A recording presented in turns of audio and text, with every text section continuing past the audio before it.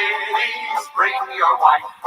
Guaranteed to have the time of your life because the Mets are really sucking the ball. Knocking those home runs over the wall. East side, west side, everybody's gonna know. TS Mets from New York town. Oh, the butcher and the baker and the people on the streets, where do they go? To meet the Mets! Oh, they're hollering, they're cheering, and they're jumping in their seats. Where do they go? To meet the Mets! All the fans are true to the orange and blue, so hurry up and come on down, 'cause we got ourselves a ball from the Mets of New York town. Give 'em a yell! Give 'em a hand! And let 'em know you're rooting.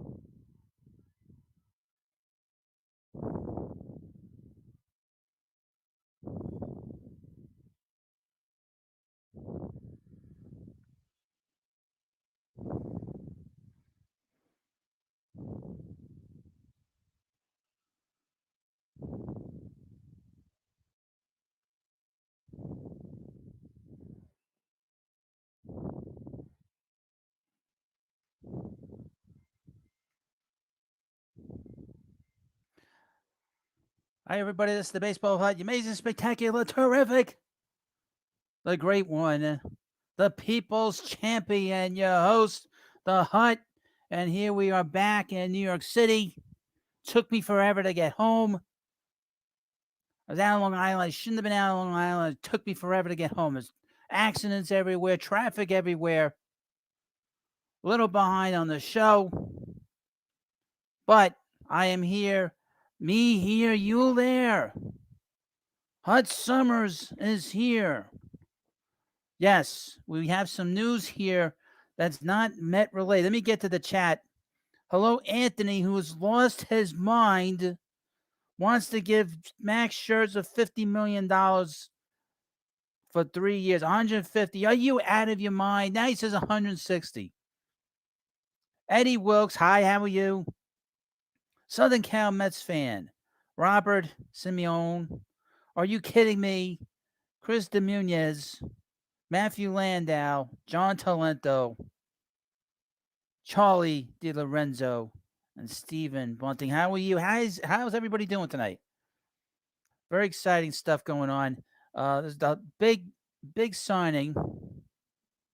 A big signing here, and that is Marcus Semien has signed with the Rangers on a 7-year deal.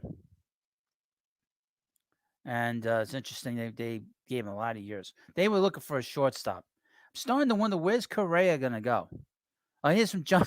I don't know what the hell the Yankees are doing. John Heyman tweeted this out. Yankees showed interest in Semien, but stopped short of 7 years. Texas wanted to upgrade offense and is off to a good start. What is going on with the Yankees? Everybody's been complaining about the Mets. The media's been going crazy. But what the hell are the Yankees up to? They're monitoring the situation. Yeah, okay, whatever.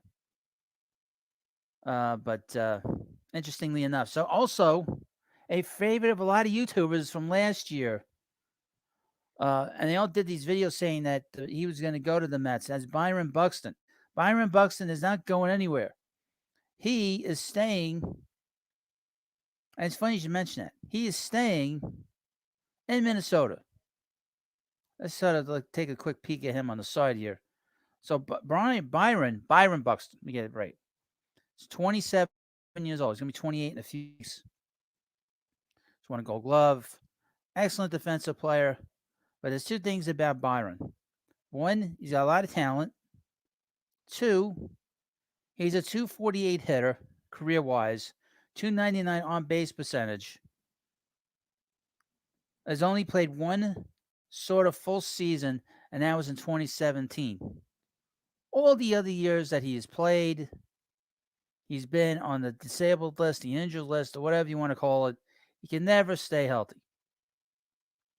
And the Twins have given him 7 years. Get this, 7 years, folks. 7 years, $37 million. I mean, $100 million. I'll get it right. 7 years for $100 million. I would not have given him. You know what it is? They probably told me we want to, sign you to a long-term deal or we'll trade you. And I say I don't want to get traded. And they signed him. Is that crazy or what? I would not sign him at all. The guy's always hurt.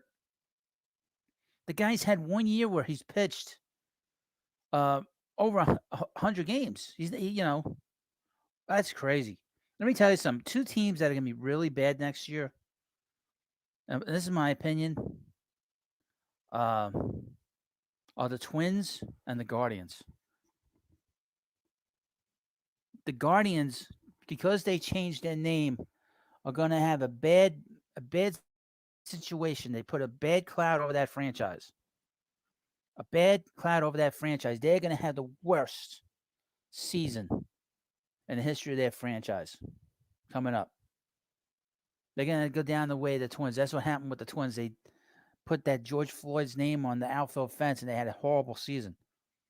Bad mojo. All right. Yes. Breaking news from Nelson. Hello, Nelson. Ha ha. Breaking news. Simeon to the Texas Rangers. Well, I already broke the news as I was on, but going through Buxton right here. Buxton has played at 4. This is from 2015 on. 46. These are the games that he's played. 46, 92, 140, 28, 87, 39, 61, hike. And they're giving him 7 years, $100 million. Now, they'll have him till he's 34, but he's played from his earliest age 21, and he's only had one season. One season where he has, played some sort of full season, and he doesn't have an high on base, like I said, at 299, a 240 something hitter. He's a terrible player. He's just not any good. Defensively, he's terrific, but offensively, he's horrendous.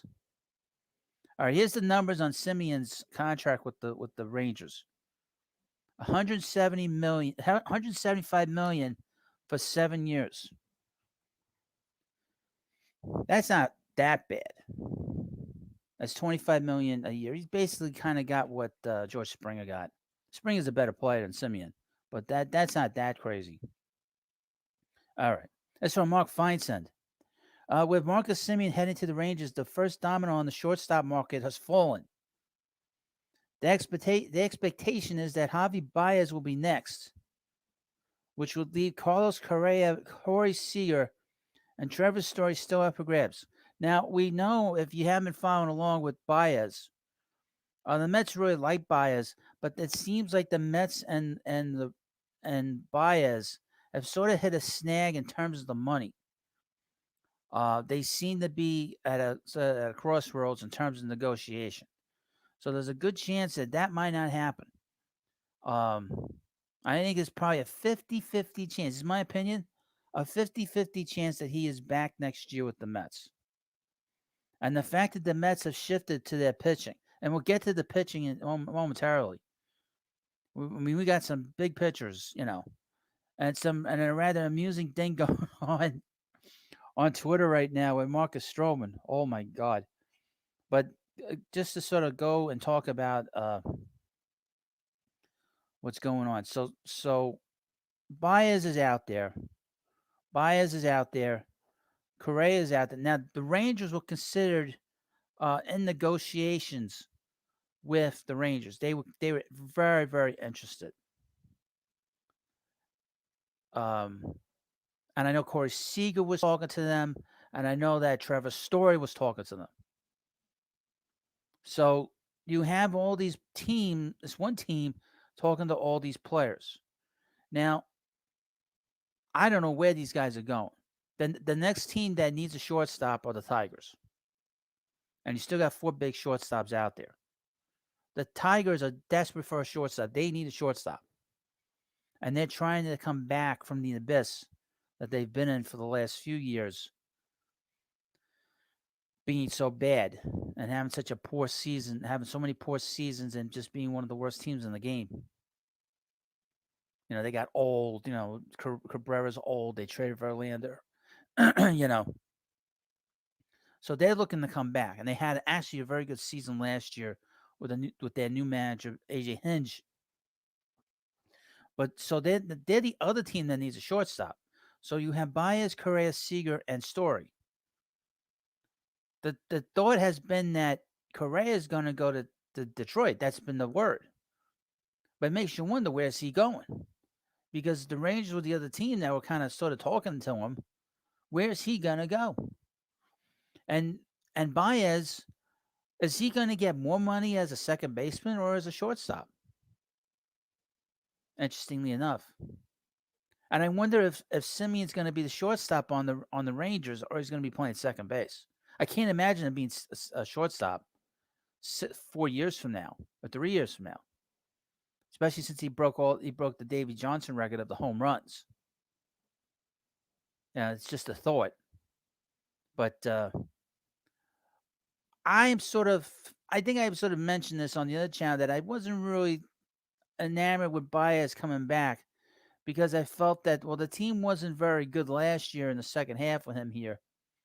And I'm not dumping it all on him. There's a bad mix in that clubhouse. But you have to sort of figure out, well, where's the cutoff point with him? The Mets want him back. The owner likes him. I think we all liked him. Um, I'm sort of half and half on it. If he leaves, I'm not going to get all broken up about it. That's a lot of money. And in the same note, the Mets do need another bat in this lineup. The guys they brought in are good quality guys in terms of just personality-wise. Kanya, Eduardo Escobar, Starling Marte. All these guys are character guys, especially Escobar. That's the one thing we sort of learned about from him. It's very interesting. Let me get back to the chat. Hello, Marco GA from Nicole Woodhut. Hope we get Baez back. Would he really choose Detroit or playing in New York with his BFF Lindor? Well, here's the thing. He'd be a shortstop there. He said he would only play second if he was playing with the Mets. So you have to sort of ask yourself, will he get more money in Detroit as a shortstop or as a second baseman with the Mets? That is the question. He's a little bit different in that versatility. He's probably the most diverse of the shortstops. Probably the second one is Simeon, and Simeon got a pretty hefty contract. They're all going to be looking for that or greater or somewhere in between. Correa is going to want just as much as Lindor. And Seeger Seeger is probably the best player of all these shortstops. And Trevor Story, I did a video on Trevor Story on the Baseball Hut too. And people got very annoyed with that. But it was a good video because I felt that he's a guy that's value was down, way down to where it should be. Because his year was not great, and he would have been better off if he had got traded, and they didn't trade him. But he's a guy that could probably do well, being going and doing a 1-year contract with, say, for instance, some team. I thought the Mets were pretty good. They could put him at second. People say, well, why would we want to play second with the Mets? But it was just an idea that I had. It wasn't anything over the top. But where Baez goes, see, like I said, the Mets do need another bat in the lineup. Does he make them better? I don't know, because they weren't better with him.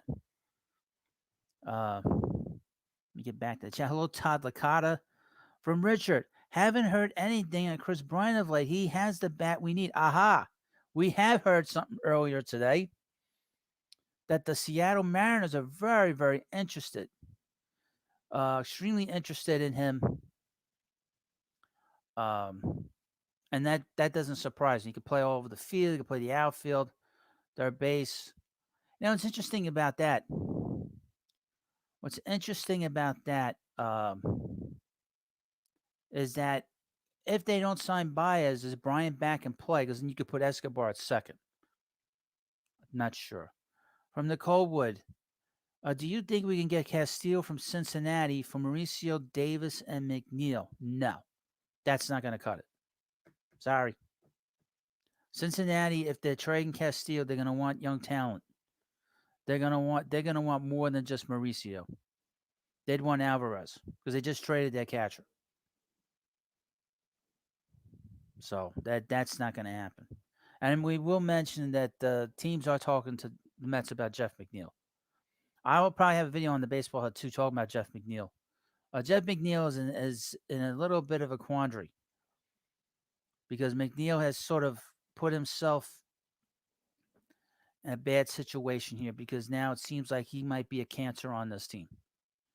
If you're not listening to the manager, you're not listening to coaches, you're not listening to the front office on what they want you to do, that means you are a cancer. We know he's a great hitter. Um, but if he's not doing those things, the Mets should can seriously consider moving him. Uh, so I really don't know. I don't expect McNeil. I expect these three guys are going to be either gone this year or next year. McNeil, Davis, and Dom Smith. All of them will be gone by the time we get to 2023. Jeff McNeil, the Mets should consider trading him for prospects. Um, he's the kind of guy that they could probably get at least one blue chip prospect for. Now, he's had a lousy season last year, but this is a guy that is a 300 hitter in his career. And teams are talking to the Mets, considering to pick him up in a trade. The Mets should seriously consider moving him, especially if they've changed the personality of this team. Oh, here's another free agent signing. This is a guy I was kind of hoping the Mets would talk to. Avisail Garcia. He played with the Brewers last year. He signed with the Marlins. So he's another guy that's off the board. Boy, oh boy, we're getting some moves. I came on just the right time. Boy, oh boy. Anthony Barker says this. Javier Baez is going to sign with the Boston Red Sox. Watch, I promise. But he's not going to be playing shortstop. We've heard his name involved with them. But he said he would only play shortstop if he was with the Mets. Chris asked me this. One question: who the hell is going to manage this team? Well, right now, I sort of saw an article um, talking about this. The Mets might be the one team that could still be relevant into the lockout because they'll still be making moves, they'll still be making noise in terms of news. They will probably bring in a manager before the end of the month. But on the 1st, we have the expiration of the collective bargaining agreement. When that happens, all these things will freeze, but not with the front office and not with the managers. Everything freezes with the players. So we'll be talking about the Mets in terms of the manager. So who's going to manage the team? We've heard about, at least I've heard 3 or 4 names here. Buck Showalter. And we don't even know if they talk to anybody. The Mets has been so busy bringing in players. We don't know who is coming up. We have Buck Showalter. We have Brad Ausmus. Buck Showalter, obviously, he's managed over 3,000 games. He's managed in New York. He's won division titles. Teams have gone to postseason. They've not won a World Series with him as manager, but he's a very good manager. We know his ability to build a team. Brad Ausmus, who was with the Tigers for 4 years, his first year, they won the division. And then after that, the team got old. They traded Verlander, and that kind of fell apart. And then he went to Anaheim after Mike Scioscia retired or left, and didn't do much and got fired by the owner. Now Buck was interviewed for the job in Anaheim, but and Epler had recommended him to the owner. He hired Joe Mann instead, which Joe Mann is a lousy manager. Buck is not a bad manager. We liked Buck here. I mean, I did because he was a good manager. You knew he was a good manager.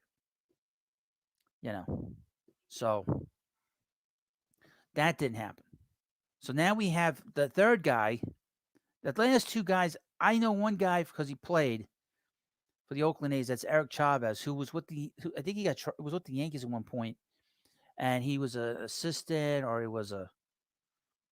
was one of these guys that was sort of in the front office. And Epler brought him to Anaheim with him, or LA or whatever, and he was there for a while. And then after that, that's sort of the name that sort of popped up. And that's Eric Chavez, who was the all-star third baseman for the A's. He's not mentioned in that book or in that movie Moneyball. And interestingly enough, when you have a third baseman, there's going to be a reason why you win over 100 games like they did that year. But anyway, and then the fourth name is Joe Espada, who's I guess a coach with the Houston Astros. I have no idea who he is. And same thing with Chavez. The Mets cannot bring in another guy that has no experience. I'm sorry. This is not a situation right now. They need to bring in somebody that has experience. Buck is the perfect guy, or Osmus right now. They know they've worked a little bit with, obviously, Osmus has worked with Epler, and Buck has been interviewed by Epler. But the thing is, you cannot, and under any circumstances, hire another guy with no experience. The last three guys with no experience did not do well. Louis Rojas was a disaster, not prepared for the job. Obviously, Carlos Beltran, skadoosh. He didn't even get a chance to manage. He didn't get a chance to even do anything in spring training. Gone.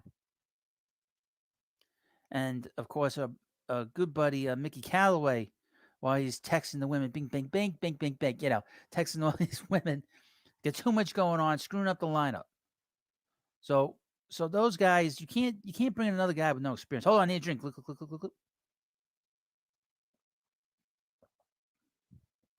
All right.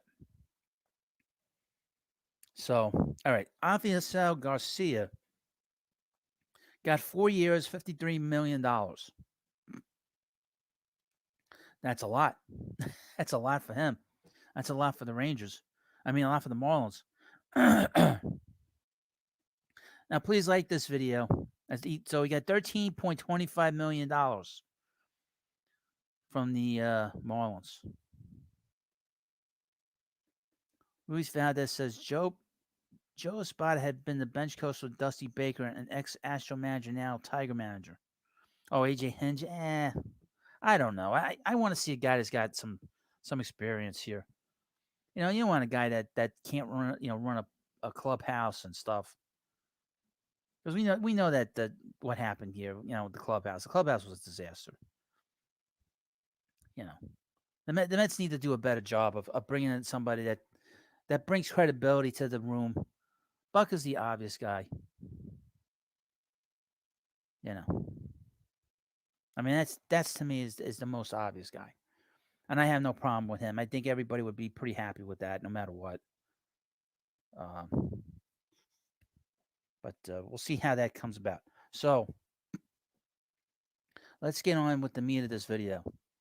The Mets are in very, deep negotiations with the future Hall of Famer, Max Scherzer. I'm going to put up a baseball reference. Hopefully my computer doesn't freeze. Hold on. Let me get to his page. But before we get to that page, they're in negotiations with him. The thought is either he's going to be a Met or Gausman's going to be a Met. This is from our buddy Andy Martino. One of them is going to be here, plus another pitcher. And the other pitcher is sort of a mystery. And I've been trying to figure out who that is. I can't quite put my handle on it. Who it might be, but um, so it'll be interesting to see how that all plays out. And now my computer has frozen. There we go. Mad Max. John Gray is probably the mystery player. From Aaron, John Gray is probably the mystery. No, what I read with the tweet was that Andy had said that it was a name not mentioned. So I don't know who this other pitcher is. It might be John Gray. I know they've been talking to John Gray. From Jesus, are the Mets going for Suzuki? I don't think so now. Not after they made all these moves with all these different outfielders. I really don't see that happening now. You go with a known quantity at this point. All right, I'm going to just show you. Hopefully, this comes up. And Scherzer had a very high WAR this past season, so it was 7.4. He had the highest WAR of all pitchers that was up for the Cy Young Award. He had a higher wins above replacement, higher than the kid that won the Cy Young, by the way. So I'm going to put this up. Now, please like this video if you haven't already, and subscribe to the Baseball Hut. I was going to do a long show, but considering it took me forever to get home, this is not going to be as long as the show as I would have liked. But we're going to be on for a little bit. Obviously, if there's Mets news, I'll come back on, and we'll talk about it. But I want to thank you for coming on here because a lot of people on here. This channel has been doing consistent live streams every Sunday. So this is like the regular live stream that I do every Sunday night. Most days I just I've been doing a lot of live streams here, but over the past few days because I've been very busy with the baseball. But I've been really busy now, and this is just the regular show that I have. Is this show? This show comes on every Sunday night, usually around 4:30. Because of traffic today. Because of the traffic that I had to deal with, we came on a little bit later. So if you want to watch a show with a real New Yorker that really knows the Mets, this is really the show you want to watch. And there's no frills here. There's no like bells and whistles here. It's just you and me. As my computer is frozen again. This is not gonna work. All right, and then I'm back. Freaking computer.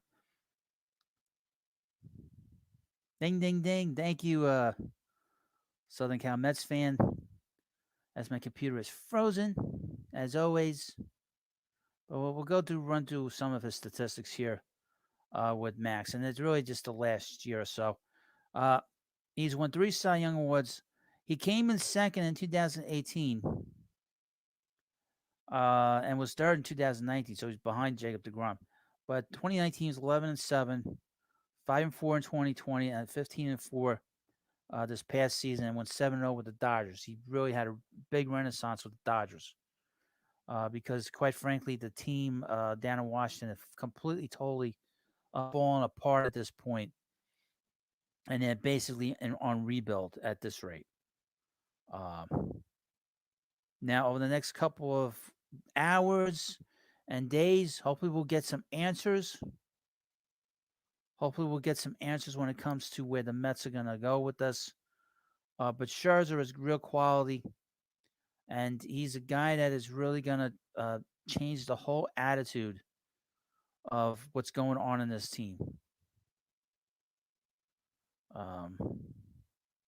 That's really what we want to see is the Mets bring in guys that are serious about winning, serious about bringing in big players, and he's about as big of a player as you're going to get. I am not too high on Gausman, quite frankly, because just going through his career numbers, other than last year, he's sort of been a middling to mediocre pitcher. And he makes me a little nervous, quite frankly.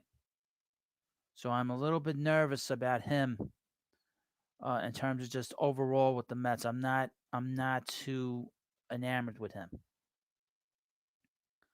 Um, I think I ran through the numbers last night on the Baseball Hut too. Uh, Wins above replacement 16.9, 64 and 72 overall in his career, an ERA of 4.02. I think he was ninth in the league in the Cy Young Award voting. Uh, Now his season was very good. He had a WAR of 5.4, an ERA of 2.81, and 14 and 6. Dave Collins says Scherzer, he's like 37 or 38. Yeah, but the guy's a Hall of Famer. Give me an old guy that's a Hall of Famer that still looks like he has something left over some guy that's 30 years old that's been a mediocre pitcher. How much better is Gausman going to get? You know. See, I know that Scherzer that and Max Scherzer is not going to be a guy. You know you're going to get the effort out of him. You need that. You need that attitude in the clubhouse on this team. This team has no leadership, and they've started to bring in character guys with Escobar and Kana and Marte. They brought that in. They didn't have that. They brought these character guys in to help the ball club. And uh, Scherzer is a guy that he's going to bring that badass attitude to that pitching staff. I mean, we all love Jacob deGrom, but he doesn't have that. You know, you know. The Mets need somebody like that. He needs somebody that just all he cares about is winning and doing great. The Mets have that with deGrom, but he's hurt, and it takes a little pressure off of deGrom too to have Scherzer at the top of the rotation. So that's why you got to know exactly what you're dealing with. And obviously, they kind of value that both of them at the same because that's kind of what we're seeing. Now, the other guy that's been talked about is Robbie Ray. He's kind of in the same boat, but he's a little bit better than Gausman over the course of his career. He strikes out a lot of batters. But the ERA is the same. His record's just a little bit better. All these guys, other than Scherzer, are on that same level. Marcus Stroman's on that same level, too, by the way. So, the Mets, but I am very happy that the Mets are talking to all these players, but they're not talking to Stroman. Now, let's get to Stroman. All right. Let's get to Marcus Stroman. Marcus Stroman,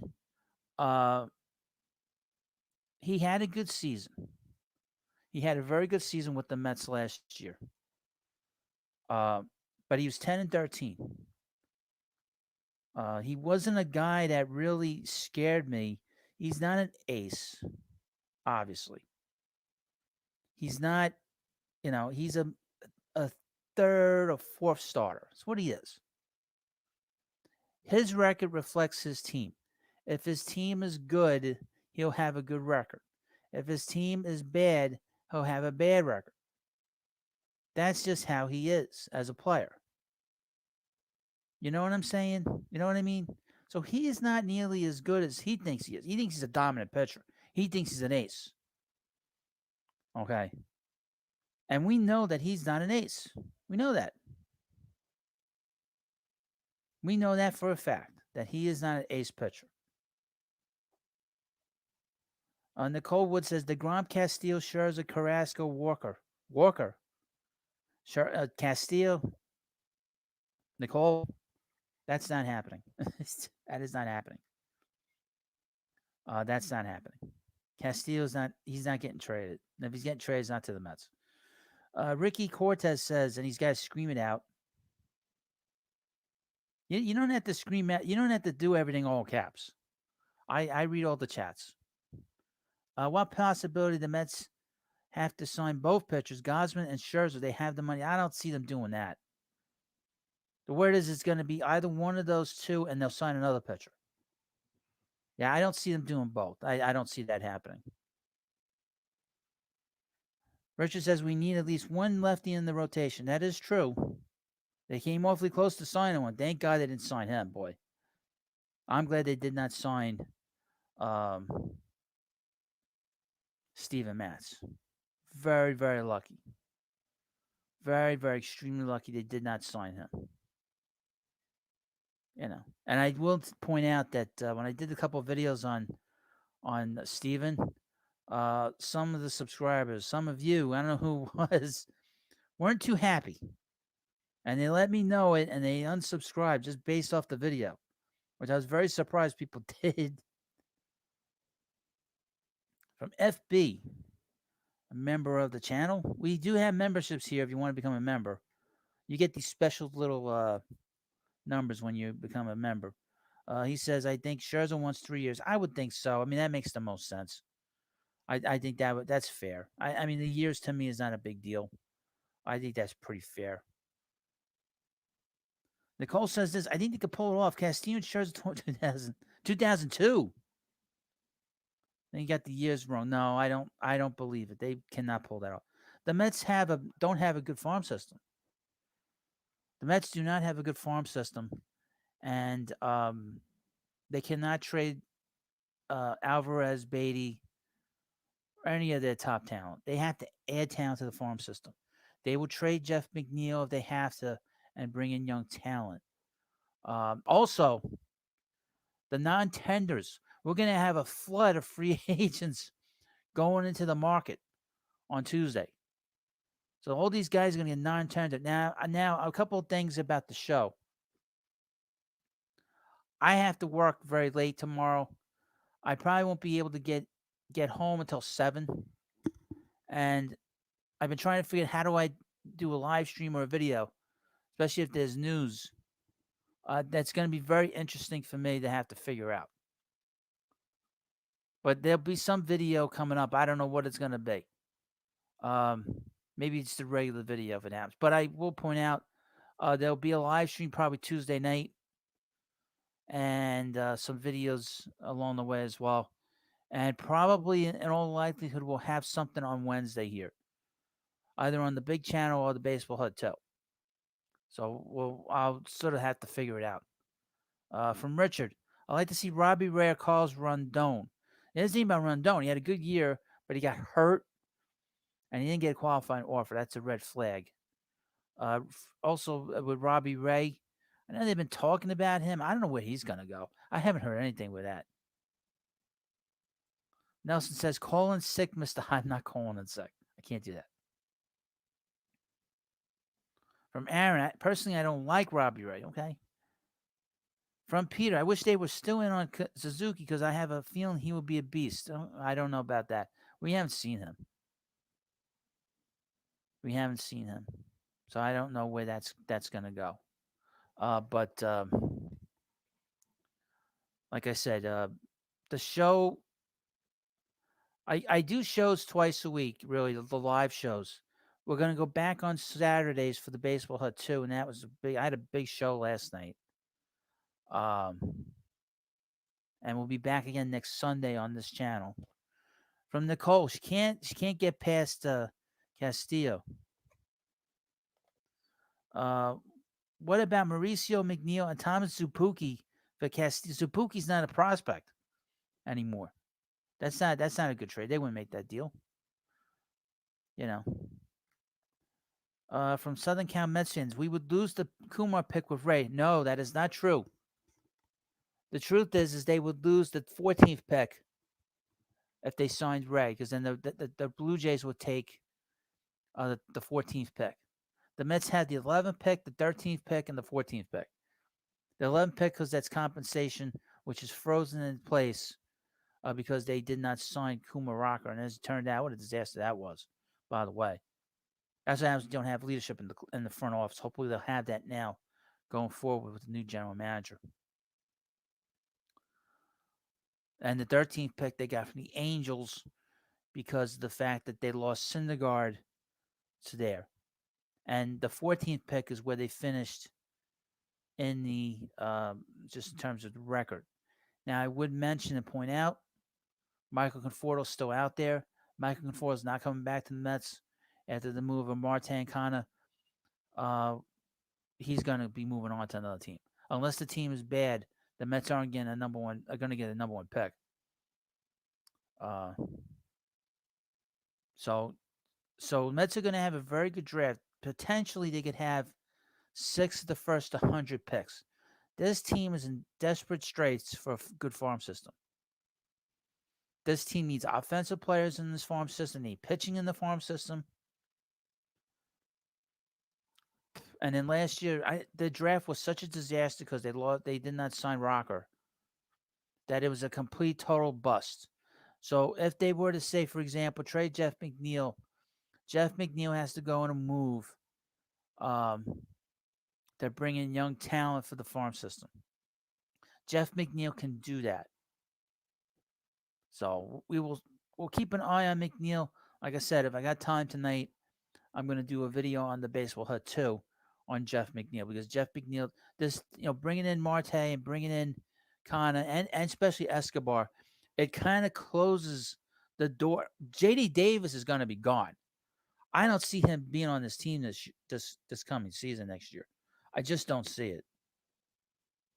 You know, I just don't see it now. I think he's going to be gone. He's going to be gone now. In my mind, in my opinion, and my thought, he's going to be gone. Uh, Dom Smith is on the bubble. Jeff McNeil is on the bubble. But if you're bringing in an infielder like Escobar, who's a great teammate, great clubhouse guy, and Jeff McNeil is not, and they went out of their way to bring great clubhouse guys, then in all likelihood, Jeff McNeil is going to be gone. And he's not going to go in a trade for a pitcher like Castillo. That is not a great trade for the Reds. Tom Suzuki is not a prospect anymore. He had the injuries. He already had Tommy John. Mauricio, there's talk about, so they don't know what kind of prospect he is. There's a bit of a question mark with that. And obviously McNeil, where's McNeil going to play? They have India. Isn't India the second baseman in Cincinnati? Let me take a peek. Now, please like this video if you haven't already. And if you want to participate in the chat, you have to subscribe to the channel. I'll answer your questions if you write to me. Never had a problem answering questions. And India, okay, Jonathan India is the rookie of the year. He's a second baseman. So where are you going to play Jeff McNeil if it isn't second base? And he's not a and you have Winkler in left field, right? Center field, left field, center field. So there's no room. They're not going to want Jeff McNeil. And as FB points out, don't forget we still have Robinson Cano. That's right. Mets still have Robinson Cano. And he's not going anywhere. Unless he comes into spring training and sees that he can't perform anymore and says, you know what, I'm going to retire. He's not going anywhere. He is not going to go anywhere. From Randy, okay, that's a good question. Do you think in your gut that Scherzer's coming to the Mets? I think it's 50-50. I think it's 50-50. They're going to make it very, very difficult. The Mets are going to make it very difficult for them to say no. Because they're going to dump a boatload of money on him. If you ask me about Gausman, I think the chances are 70-30 chance that he'll be here. I think the thing with Scherzer is he does kind of want to play on the West Coast now. I think it has more to do with that than anything else. And the teams that are on him are the Dodgers, the Giants, the Mets. Who was the other team? I mentioned them earlier. Maybe the chat knows the four teams, but I know it was a fourth team that was interested in him. The Angels. So you have four California teams and the New York Mets. Does he want to come here? It's, interestingly enough, we'll see. But I think it's 50-50 on Scherzer. I also think it's 50-50 on Javi Baez. I think the Tigers are going to be a very serious player on it, and I think that the Red Sox are going to be play with him. But we'll see over the next few hours. Now, I would point out, in a little while. Once this live stream ends, if we see any kind of movement, any kind of big move, I'll come back on. I'll come back on here. Um, Todd Licata asked me 50-50 on Gausman. No, I think it's 70-30 on Gausman. I think the chance of the Mets signing him is higher than them signing um, Scherzer. I think it's 50-50 with Scherzer. Randy Williams says, I want Correa. Okay, Randy. How much do you want to spend on Correa? Because he's going to want at least what Lindor got. So you're going to have two guys that are going to make 350 and he's not going to be playing shortstop? Aaron, you could probably eliminate the Giants and Angels. Angels because they are the Angels. Giants because I don't know if they were willing to spend that much money. Well, the Angels seem to be willing to spend the money. They spent a lot more money on Noah Syndergaard than his value. And I'm surprised they were able to sign Aaron Loup. They gave Aaron Loup 2 years. I guess, the Mets don't want to match that deal. The Angels will be in it. The Giants won 107 games. That's got to be very appealing to a team. And I would mention that Wilmer Flores did not strike out against Scherzer. He was on those pitches in that ninth inning, and the umpire just wanted to get the hell out of that game, by the way. But just wanted to mention that, because I know we all love Wilmer here. He did not strike out in that game against the Giants. Against the Dodgers. From Randy, 10 years, $350 million. He's worth it. I like him better than Lindor. I like Baez better than Lindor, quite frankly. Lindor is too soft. He's a loser. I know people don't like it when I say it about the players, but he's soft, and he acts like a loser. I don't know how he's going to handle it here over the next 10 years. I don't know how. I think he'll be moved at some point in the middle of this contract. I don't think he's going to finish his contract here, to be honest with you.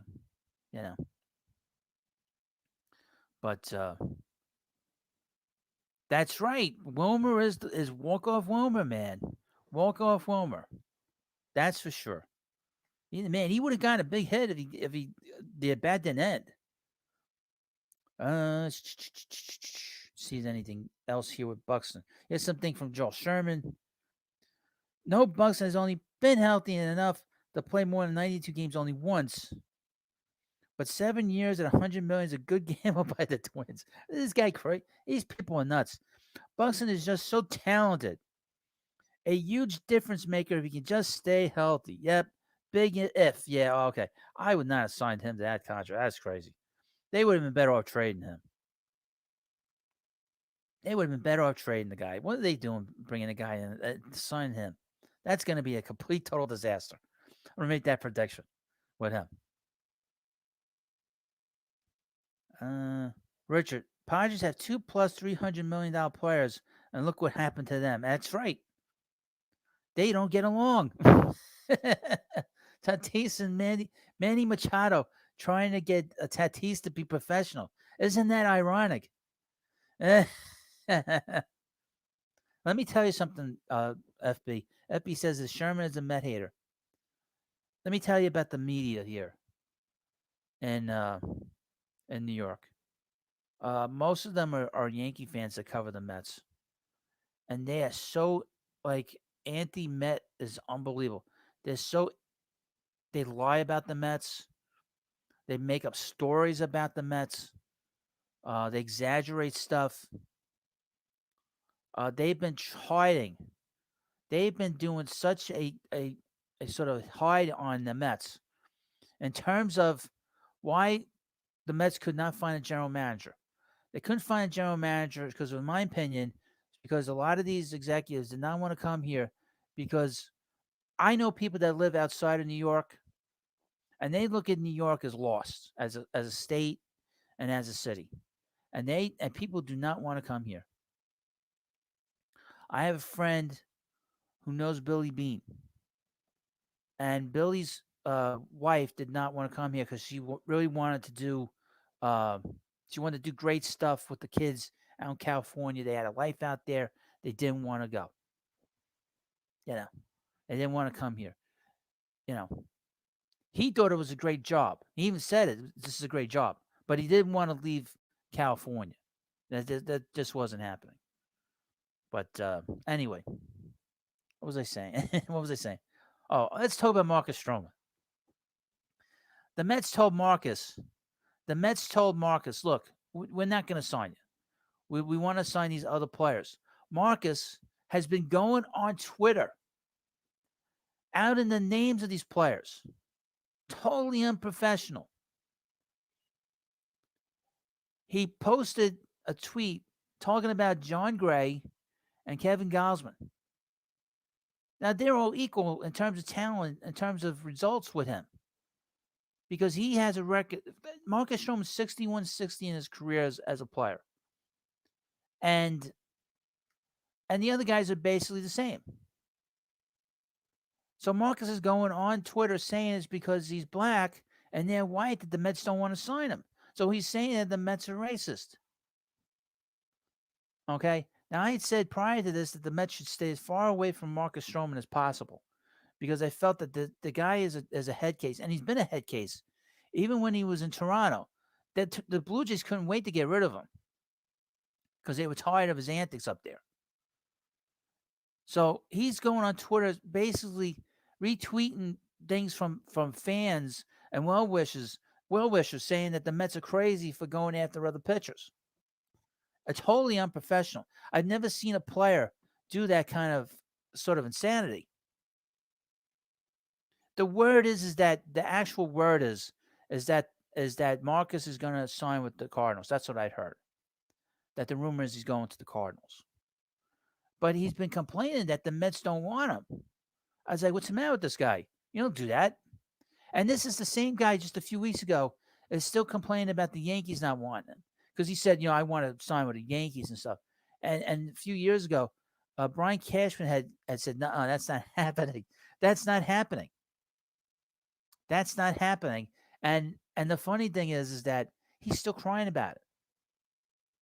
He said, well, they would have won a championship if I was on that team. He's completely delusional. He's 61-60 in his career. If you eliminate his first year in the majors in 2015, it was, he would be under 500. He's an under 500 pitcher. He's a great defensive pitcher. He's a great athlete. He really is. In terms of just his physical abilities, is amazing for a guy his size. But he's a complete, total, insane SJW. I try not to bring the politics into the channel, but that's the kind of behavior that the Mets saw in that clubhouse.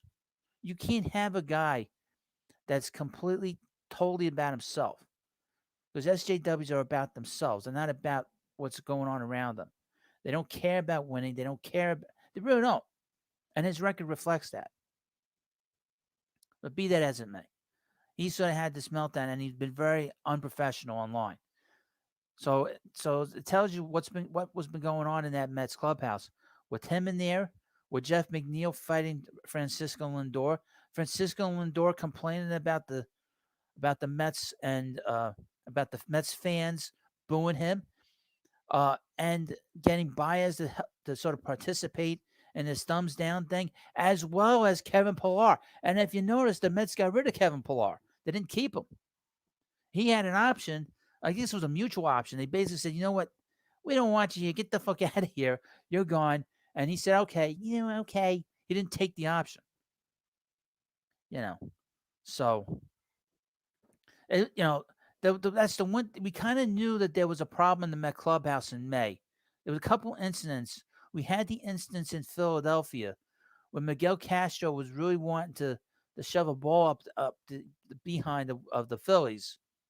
And some of the Mets on the field didn't want him fighting them. And that kind of percolated during the season.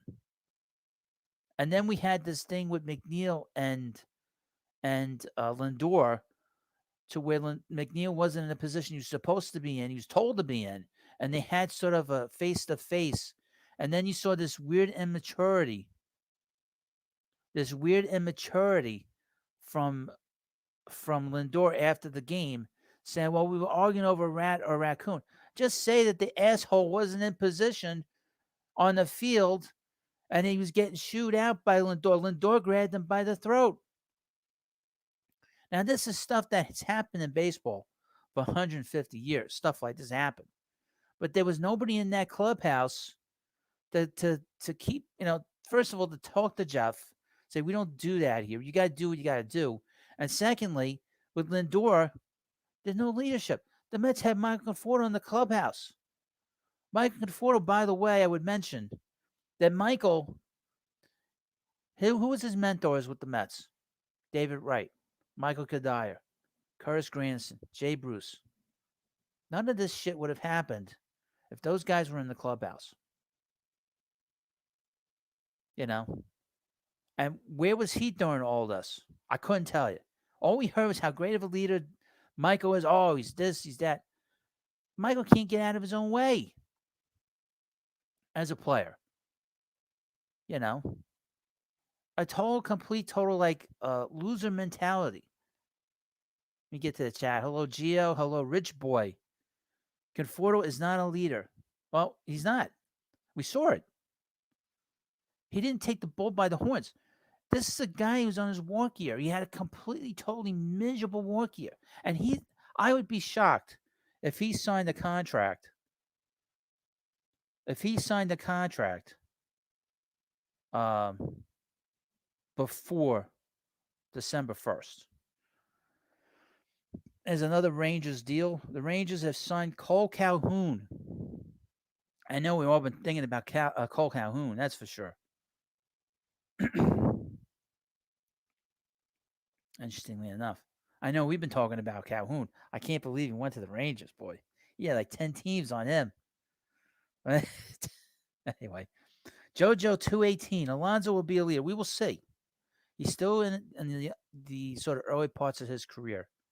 The Mets need mentors in this clubhouse. Brandon Nimmo's another one. We love Brandon, but Brandon is sort of, I guess, a quiet leader. But sometimes you have to be vocal. Now, he says he's going to take more of a leadership role with the Mets coming in 2022. So we'll see. I don't know what's going to happen now with a lot of stuff that's going on. So, but I do know one thing. The front office has put a premium on leadership in this club because Escobar is considered a great teammate, great in the clubhouse. Same thing with Kanya. Same thing with Marte. You saw the great comments that Marte made. He wants to win a World Series. He needs the Mets to have a good chance. But they always say that when they come in here. But interestingly enough. But please like this video if you haven't already. And please subscribe. I will be back later if there's news. There's probably going to be news later. We're going to go on for a little bit longer just to go through a couple other things. Did you know that Corey Kluber signed a 1-year deal with the Rays? You know he's going to pitch well. And he's going to kill the Yankees. That I can tell you. Hold on, I need a drink. Glug, glug, glug, glug. You know that's going to happen. I mentioned this earlier. Chris Bryant. The Mariners are really on him. But the talk is that he's probably going to sign after December 1st. I think we're going to have a very long lockout. I don't think we're going to get any movement between the players and the owners until February. I think that the commissioner is a disaster. And because the commissioner is a disaster, I don't see that happening anytime soon. But unfortunately. Now, a couple of things. Now that we have one shortstop off, that's gone. Now that he is gone, where these other shortstops are going to go is very interesting. The guy that has a perfect fit for a team's Corey Seeger to the Yankees aren't talking to him. I don't know what's going on there with the Yankees. I know there's no Yankee fans in the chat, but I have no idea what the hell's going on there. From Riku78, remember Stroma started 2 fights this season and his teammates were sick of it. That's right. We saw the thing in Pittsburgh. They lost that game. That was the second game back after the All-Star break. And he started that fight with the what the hell was his name? He just got picked up by the Pirates from the Red Sox. And he got in his face. What are you getting in his face for? This guy was just released. Then he got a few weeks prior to that in Arizona and that game in Pittsburgh. They lost, by the way. Thank you, Edwin Diaz, pointing up to the sky. While the ball's going out of the ballpark. Then you, but a couple weeks prior to that, I think in May or June, Stroman is trying to take on the Diamondbacks. Ridiculous, completely, totally ridiculous. So I'm glad that he's going to be gone too from this. Uh, Z Subtle says this. At this point, I think Scherzer's just doing this whole West Coast bias thing to get more money out of the Mets. I don't know about that because he kind of was talking about not being on the East Coast. He wanted to pitch on the West Coast. So there was talk about that. That the Mets kind of asked about Scherzer and they were kind of told that he wants to pitch on the West Coast. I think he's being pretty consistent with that. Quite frankly, I don't think that that's true. Let's see, getting more tweets. From Riku78, the Arizona fight started because the batter was a moron and hated the fact Stroman was fired up on a 3-2 count, but Stroman went hard. It was just a complete total. It was ridiculous. From Ramon Bonilla, would the Mets be in on John Means? I don't know what the hell the Baltimore Orioles are doing. Are they trying to rebuild that team? It doesn't seem like they're doing any efforts to rebuild themselves. That's a great franchise and a great baseball town, and it doesn't seem like they're in any rush to build it up again. The other day we heard about Cedric Mullins being on the block. The guy had an all-star season. Why would you want to trade him? He's 26 years old. I just don't understand what the Baltimore Orioles doing. I just don't understand it. Now I would mention this that even though this is a Mets channel, you can ask me questions about other teams. I'm pretty versed about the teams, or I'm getting better at it. There's some players I don't know, I'll admit. But I know the game, I know the history of baseball. So you want to know about the history of baseball, this is the channel you want to come on and subscribe to. And right now the Mets are extremely popular on YouTube. But John Means, I don't know if they'll be on him either, to be honest with you. Now they don't need Mullins now after signing Marte. And they really don't need to make any kind of trade with the Baltimore Orioles, because the Baltimore Orioles are going to want Alvarez, they're going to want Beatty. The Mets can't do that. Mets can't afford to do that. John Rossi, new subscriber here. Ding, ding, ding. Just signed Robbie Ray. Well, thank you for subscribing. Thank you for the chat, and thank you for the comment. And yes, Robbie Ray is a very good pitcher. He had a very good season. You bring him in here, he's going to strike out a lot of batters. From Todd Licata, Stroman complains about the hate he gets online, but I doubt Curtis Granderson or Cliff Floyd got half of the hate he gets. It's because he responds to all of the trolls. He's got rabbit ears. He pays attention to everything.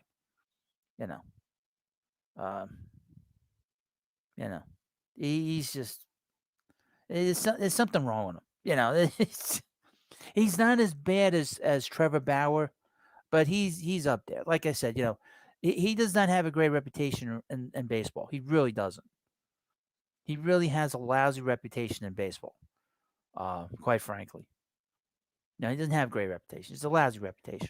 It sucks. There's a reason why the Blue Jays traded him, because they were tired of his antics. He's a head case. I know people don't like him when I say that. I have a different attitude when it comes to talking about the players. If you're not a Hall of Fame, you get no respect from me. That's for damn sure.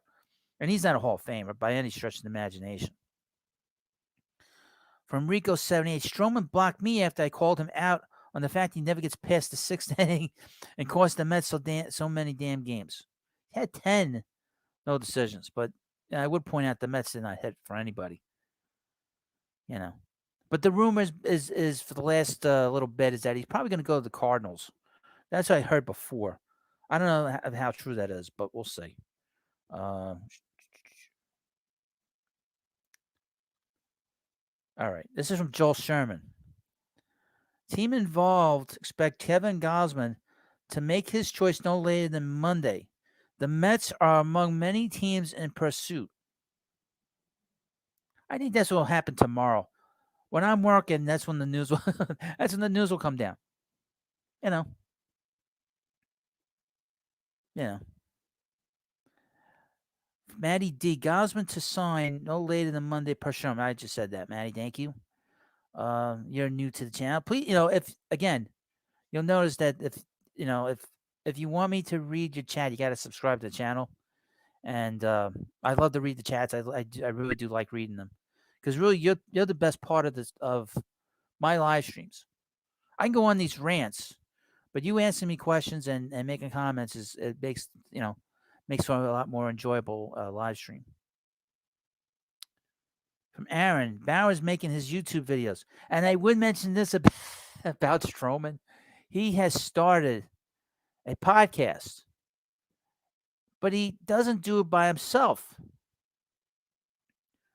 He does it with his sister, which is okay. You could do that, but he's very thin-skinned. He's very thin-skinned, and I know as a person that does videos, people will say anything. They'll write anything, and I've gotten. You don't know how much insanity I've got on the comic book channels that I've done. On the comic book hut, I get so many insane kind of comments. Marcus is going to get a rude awakening if he decides to do a YouTube channel. Now, I think he's doing it serious, the company. That's one thing.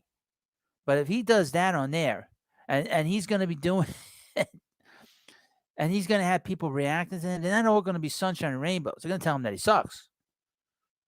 And he's not funny.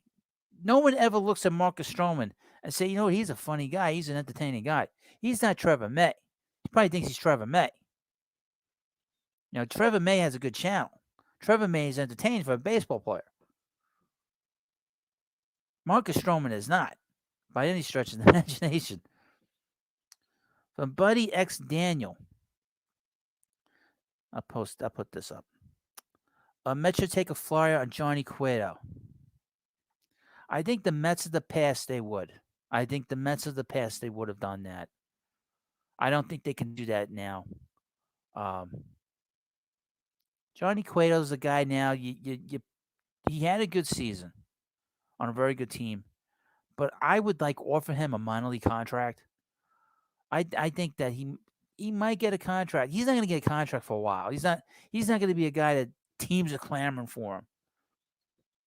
I'd be surprised if he signed anywhere before December 1st. But I think the Mets, the past, that would be something that they would do. I don't think right now I don't think that the time is right.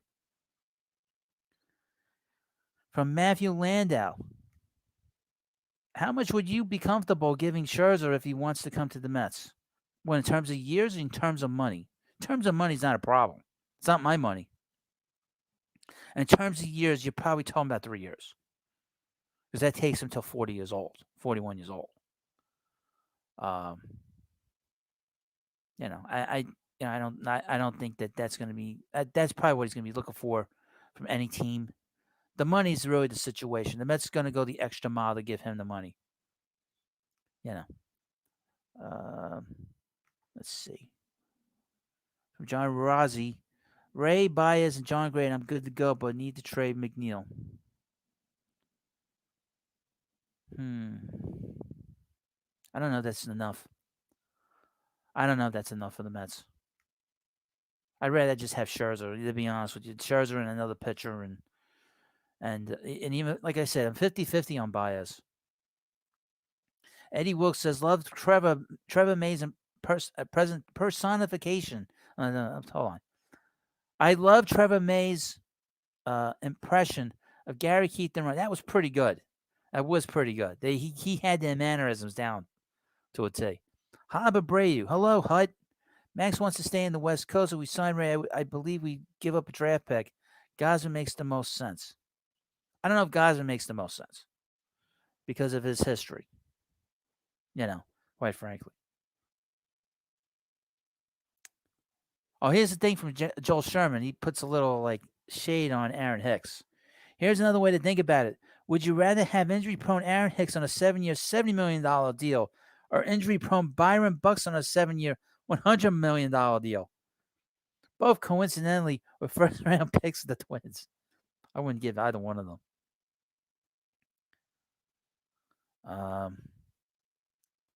From Z Subtle, Cueto will likely find a 1-year deal for $8 to $10 million, but the Mets should be aiming way hard. Exactly.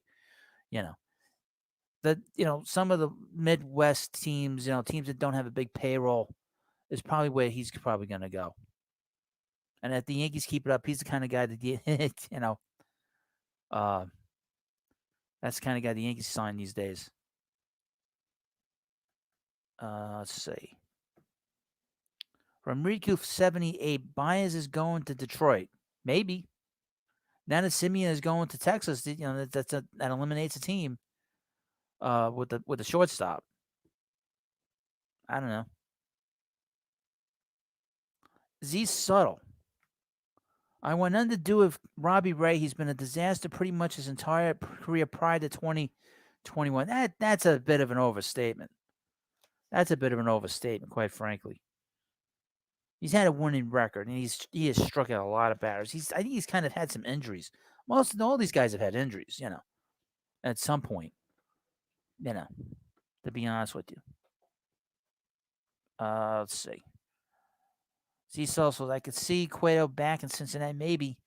Southern Cal Mets fan says, I would like the Mets to trade for Madison Bumgarner. Now, I had mentioned him in a video, but he's got 3 years. Now, there's been sort of this talk that the Mets could make a trade for a bad contract and get back a prospect. That is the guy that you could probably do that with. But I don't know at this point they're doing that. I don't think they're thinking that way. That's something Joel Sherman mentions in an article. So, Madison Bumgarner, ever since he hurt his leg, he shouldn't have gotten on that bike. Robert Simeon says, I heard the Rangers want Story. Why, Robert? They just signed Marcus Simeon. That's not happening. I don't see that happening. If that happens, I'd be shocked. Now, please like this video if you haven't already. Rico78 says this. Do you think the Mets reach back out to Terry Collins to come back for this year so we have a veteran manager until Billy can get us manager? No, they're not going to do that. That doesn't make any sense. They're not doing that. They're going to bring in if you're going to bring in a manager, like I said, you bring in a manager, you give him a 3-4 year deal. You don't then you're going to have more of a problem. Okay, the Mets had Terry Collins since 2017. Think about this. 2017, 18, 19, 20, 21. That's 5 years. Okay. They would have had 4 managers in 5 years. And then you go back to the other manager. That'd be crazy. You don't do that. 5 managerial changes in 6 years. That's bad enough as it is. But then you go back to the old manager. No, they're not going to do that. They're going to bring in a new guy to come in here. Osmus, Showalter, Espada, Chavez. They're not doing anything. They're not going to go crazy. They're not going to do that. That they would be destroyed if they did that, and they'd be destroyed if they brought back in Beltran. I think Beltran could be a good manager. But first of all, he's not in the game right now, and secondly, he's got no experience. The Mets need a manager with experience. That is very important right now. They need a guy that knows how to run a game, knows how to do whatever he's got to do. All right, from John Rossi. If Baez goes, who is playing second? Cano? Hope not. Put Cano as the DH. I don't know. You could probably look at it this way. They have Escobar. Okay? They have Escobar. They could put Escobar at second. You know, Mets. I would point out the Mets have no middle infield talent other than Mauricio, and Mauricio is not projected to be a second baseman long term. He's projected to be a third baseman long term. He's a shortstop now, but LOL. Sorry, but Gausman isn't going to New York. Toronto and San Francisco are already confirmed finalists. Okay. I don't know if confirmed. Who's it confirming from? These are all rumors. Because I have things here from our buddy Andy Martino says that the Mets are finalists. So I don't know what you're talking about.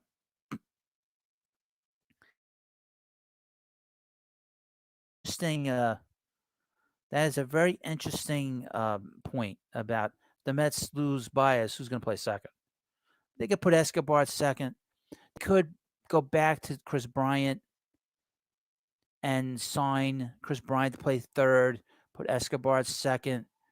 With the contract with Escobar, he'll be off the books after 2 years. Next year, Nimmo's a free agent. Mets have a leadoff hitter in Marte. They could put Bryant in left field. They could play Vientos at third, or they could play Beatty at third. So they do have some maneuverability with other players. And they're saying that Chris Bryant is not signing until after the lockout is over. But that's sort of just my thoughts. From Riku78, send Cano out of here with a nice little fruit basket. Dude got hurt already and went the ball out the next 4. Hey, he's 30. What, 30 years old? 39 years old? He's up there in age. 38 years old. He's up there in age. That tells you he's not on steroids anymore. Because he's going to be out for 4 weeks. I don't know what's going to happen with him. But he's a separate issue. To me, he's sort of an extra issue. We don't know where he's going to be in spring training in terms of can he still hit? If he still can hit, you can DH him. You're not going to play. He's not going to be a second baseman on this team. He can be the DH on this team. And probably a part-time player. I really don't see him as an everyday player anymore. Far from it. It's good that he's DH now. You can't play him in the field.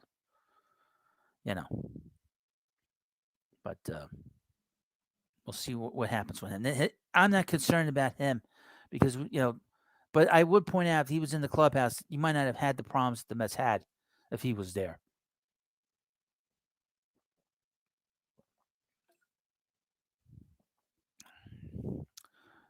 From LOLLL. Honestly, Scherzer should be their biggest target right now. He was a Cy Young finalist. Gausman wasn't. Gausman finished 9th in the voting, but Scherzer is a future Hall of Famer, and I'd like to see him here over Gausman. Gausman's not a winning pitcher over his career. He had a good 2021, but really for his career, he's been very mediocre. Southern Cal Mets fan says trade Cano of cash, be done with him. They could do that. You're not going to get a lot for him. You're going to get nothing for him. And the Mariners are picking up some of that contract. They picked up $10 million off the contract. So the Mets are only responsible for the $40 million that he has on it. So they would have to take like half of that money. I don't think Cohen would have a problem with that, to be honest with you.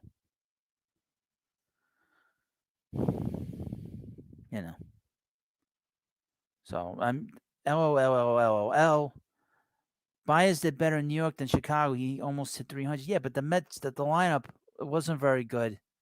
And they didn't win. That's got to be a consideration. But like I said about Baez is sort of,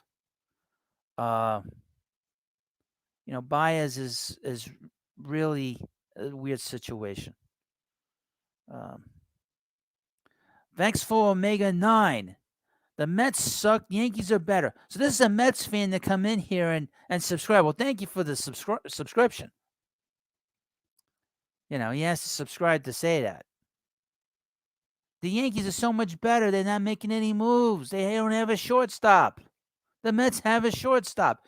I would point out he destroyed the Yankees in the last game of the season that they played, by the way. and took the Subway Series this year from the Yankees. This year and last year, by the way, I would mention that. And he did hit 3 home runs, the Mets shortstop, and on Sunday Night Baseball. I don't remember any. Who was the Yankees shortstop this year? Gleyber Torres? That guy's career, boy, what happened to his career? What happened there? It's very, very strange. They're a weird team. The Yankees are too right-handed. They bring in Anthony Rizzo and Gallo, and Gallo was a disaster because Gallo was on a bad team hitting home runs. You can't be on a bad team and being good. When was the last time the Mets got into postseason? Well, let me ask you this, Vexful. When was the last time the Yankees won the World Series? We'll leave it at that. Um, I think that's part of it, Southern Cal Mets fan. He says this. Maybe he's frustrated, wants to be a Mets fan now. Well, the Yankees have not been doing much. Nobody's talking about the Yankees. The Yankees are a complete, total disaster. They need a shortstop.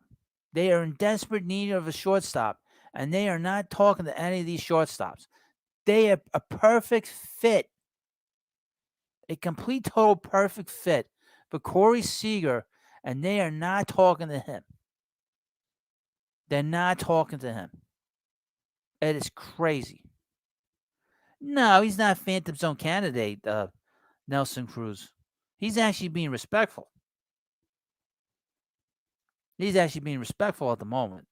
He's not Phantom Zone Phantom Menace Zone yet. Not yet. Not yet.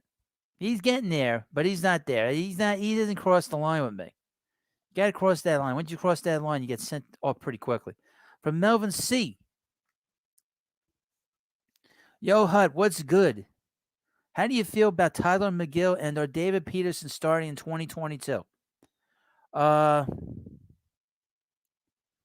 Here's the thing about both of them. They both had injuries this past year. Let me put that back up. They both had injuries. I mean, Peterson had an injury. Tyler McGill, they kind of put him at the end of the season into he sort of burned out. McGill pitched well, but obviously, he doesn't have a lot of innings on his arm. They're going to have to monitor him. Both of them are probably not quite ready for the majors. I like some of the things I saw from McGill, but I'm not quite sold on him yet. I like David Peterson's arm, but I think with him as well, they both need some time in the minor leagues, I think. I know McGill does. They just don't have enough innings on, especially McGill. He doesn't have enough games, on the mound in the minors. I thought that they really put a lot of emphasis on him. They put too much pressure on him because he came from out of nowhere, and all of a sudden he was so important to the rotation.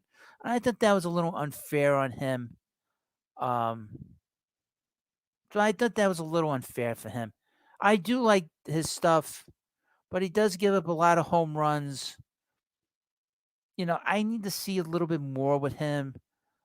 Now, Peterson, I really like David Peterson. He's a lefty. He could probably use some more seasoning down in the minors, too. He pitched well in 2020, but not so great this past season. I do like their arms. They're fourth and fifth starters, to be honest with you. I could see McGill going into the bullpen, and Peterson sort of being like a fifth starter, you know. That's how I feel. Z Subtle. The Yankees reportedly not going for top shortstops is an embarrassment. I'm saying that as a huge Mets fan. It makes no sense, and fans have a valid reason to be upset. Well, the media has not talked about it. I don't know. I do have family members that are Yankee fans, and they seem kind of annoyed that the Yankees aren't really doing much to really improve their team, you know. But the media doesn't talk about it. That's the dirty little secret of the media. They don't talk about it, to be honest with you. You see if anything new has popped up.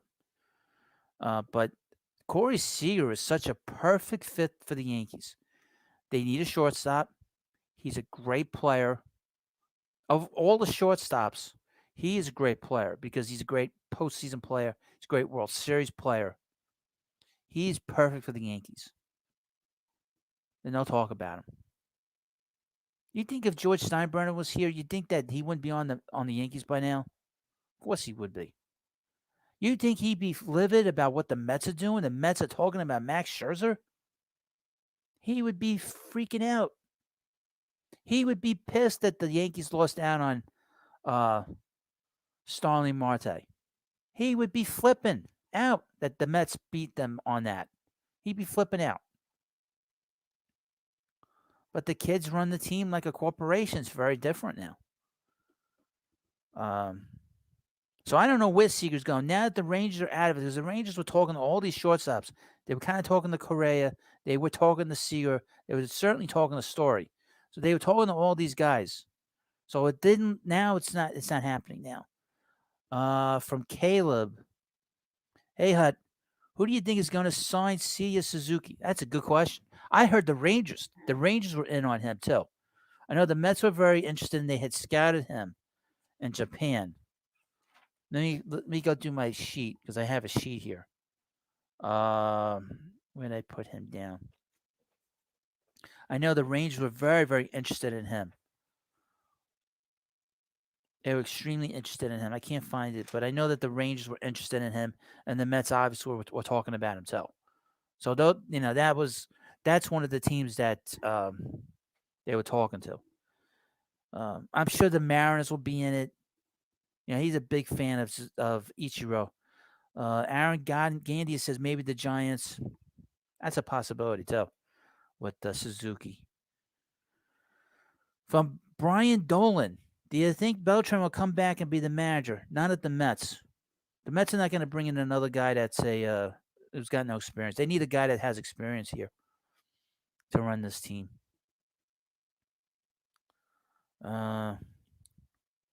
Caleb says this. Baez Cam wants 6 for 200. That's such an overpay. He's not worth that at all. I think he's probably equal to George Springer in terms of the money. What Springer get? 170 million. Let me take a look at George. That was the guy I wanted last off season, because he's a leadership guy. He's a character guy. Believe it or not. Let's take a look at Springer. Now, please like this video if you haven't already. I love the fact that everybody's in here watching my video and watching my live stream. So please subscribe. And if you coming in, just out through the cold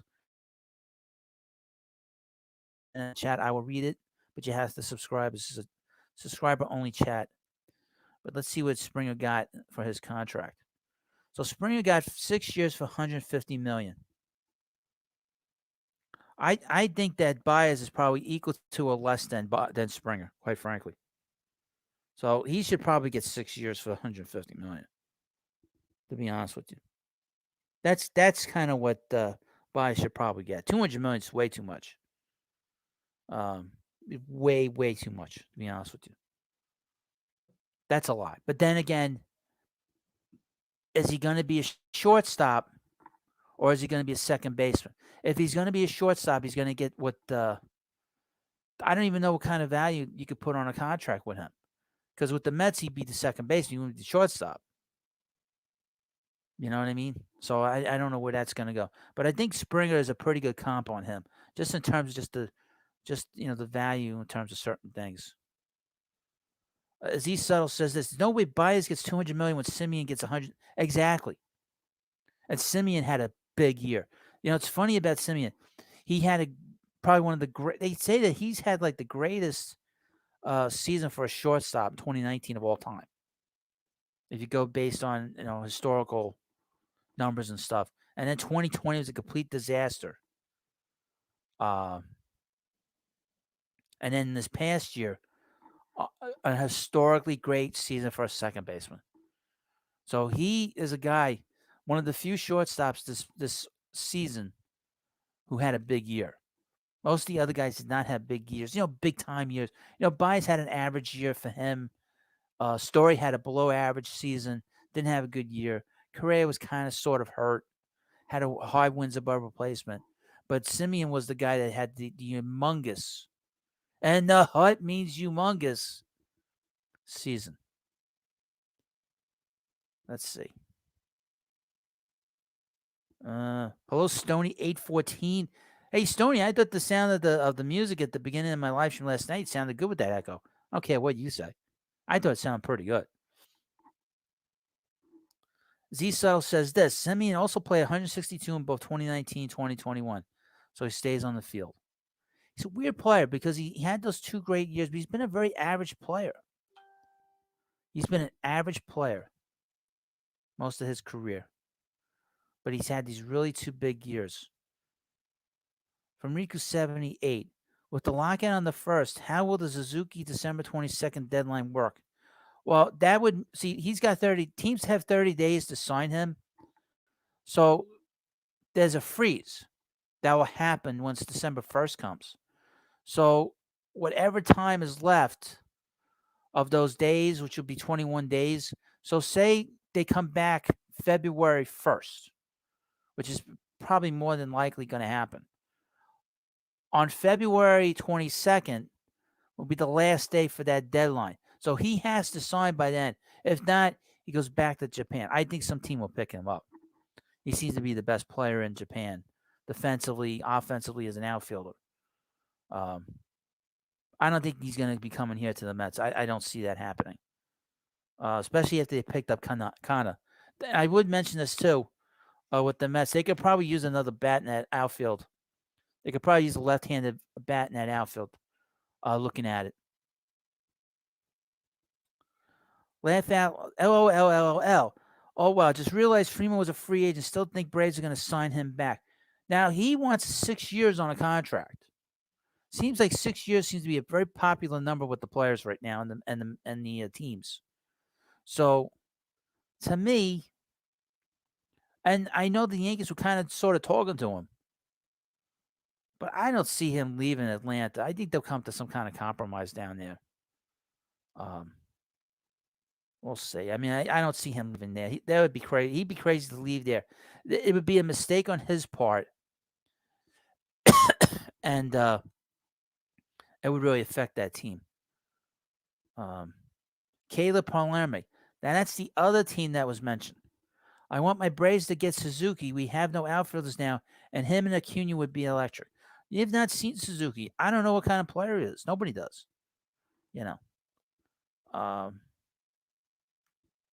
So I don't know. Stony 814. Any Mets news yet? No, not really. I mean, really, there's a lot of rumors right now. A lot of rumors right now. The big rumor is that the Mets are probably going to get either one or the other. They're either going to get Max Scherzer or they're going to get Kevin Gausman. Plus another pitcher, a mystery pitcher. Aha, a mystery pitcher. I don't know who that is. Who that is, I couldn't tell you. It might be John Gray, might be Robbie Ray. And I'm not rhyming to be fresh, That's their names. So I don't know who those guys are who's gonna be, who that mystery guy is. That I couldn't tell you.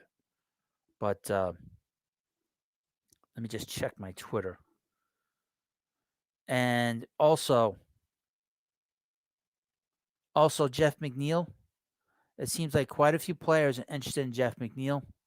I think there's a very good chance that Jeff is probably going to get traded. Considering what had happened this past season, considering his antics in terms of his temperament, his attitude, I'm not a big fan of him not listening to the coaching staff and not listening to the manager and getting into a face-to-face with one of the best players on the team, quote unquote. I don't like that idea that it gets to that point. So I just thought it was kind of weird. Z-Cell says, I think the Mets need to keep Mcneil as a super utility guy to cover themselves with injuries. I wouldn't want to sell low on him. Now he does have injuries. You know, Migs2682 says his Paul O'Neillism. Let me tell you something about Paul O'Neill. One of the biggest assholes if he wasn't on your team. He was an asshole anyway. I think he was a little bit of a steroid guy, one of the early steroid guys. To be honest with you, especially when he was going through these sort of meltdowns that he would have. But you never felt like Jeff. You never felt that Paul O'Neill, his antics sort of went into the clubhouse. You never heard those stories. It was more sort of on the field, you know. Um, and you know what? I agree with you on that one. That would be perfect. That would be perfect. But Total Cologne's home run swing should be the new MLB logo. I agree with you. Um, and Stroman, I mentioned Stroman early in the live stream. I don't really want to go through that again. Stroman is gone. The Mets aren't re-signing him. He basically said that. And he basically told everybody on Twitter who the Mets were talking to. That they were talking to Gausman and they were talking to John Gray. So basically, he just sort of undercut what the Mets are trying to do with those guys. But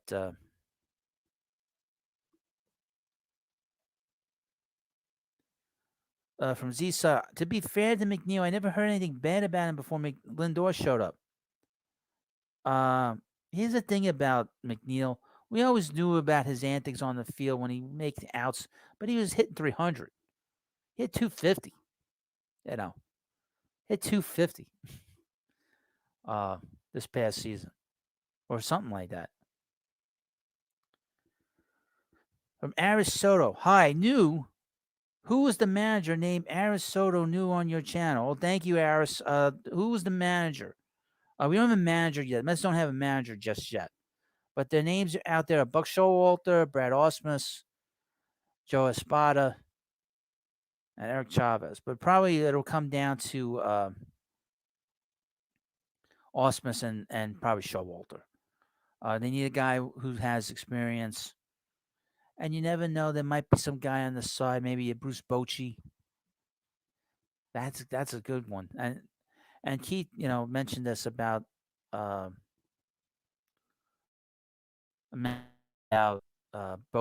I guess they're friends. That he still wants to manage. So if a guy.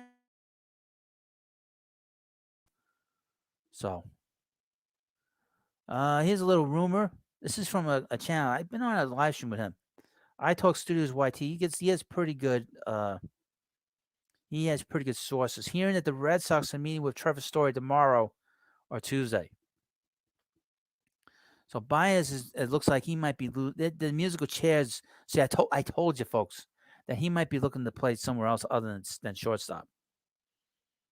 So, again, I'll mention this with Joel Sherman. Team involved expect Kevin Gausman to make his choice no later than Monday. The Mets are among many teams in pursuit. So we'll know by tomorrow. I'll mention this tomorrow. Right now. I don't know if I'll be able to do a live stream tomorrow because I work late tomorrow. So I probably won't get back here until probably 7 o'clock. So I don't know. I don't know what time I'm gonna be here. So, and I like to settle in a little bit before I start up. And I was out most of the day today, and I just sort of sit in traffic for like an hour. It's crazy. Let's see if anything else is new here.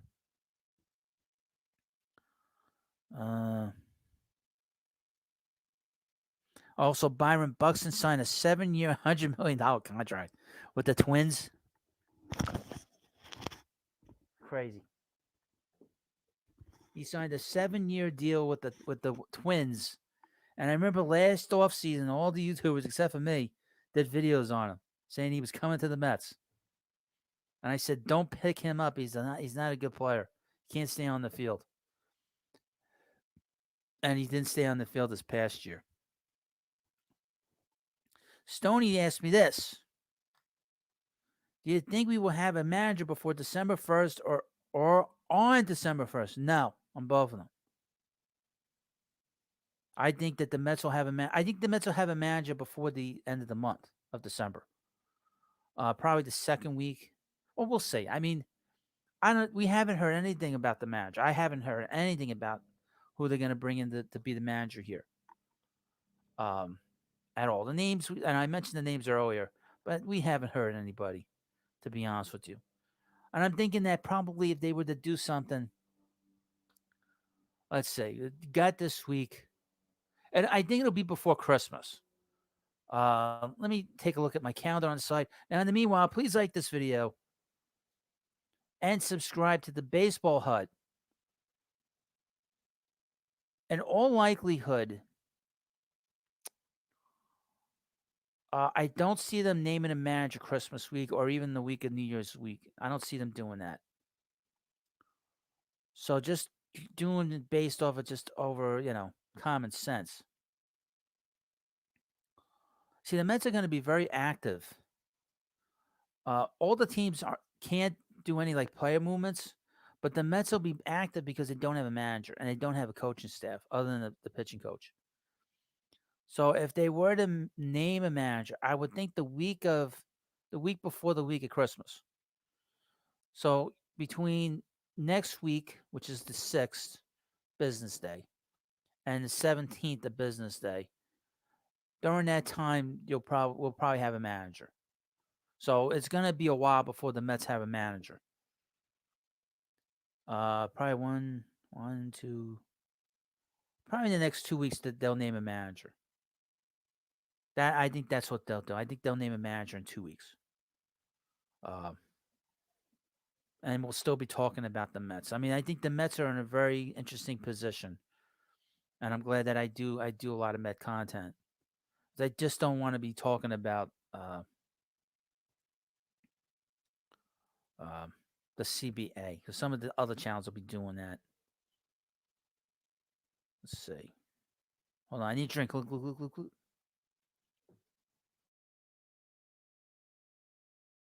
And of course, please like this video as it helps my channel.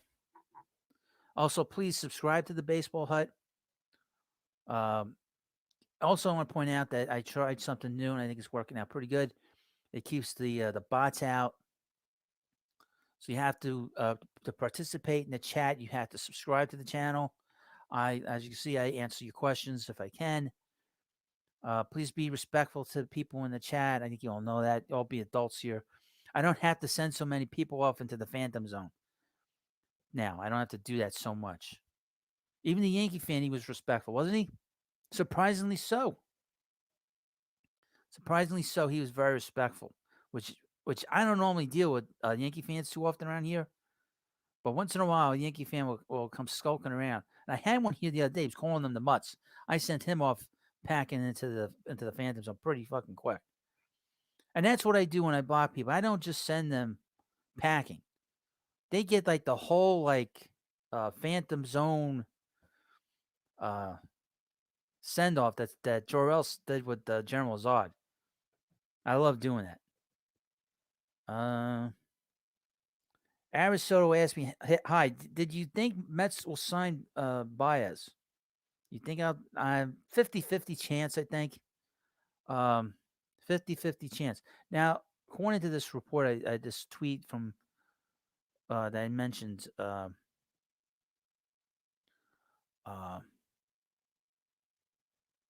Red Sox are going to be meeting with Trevor Story.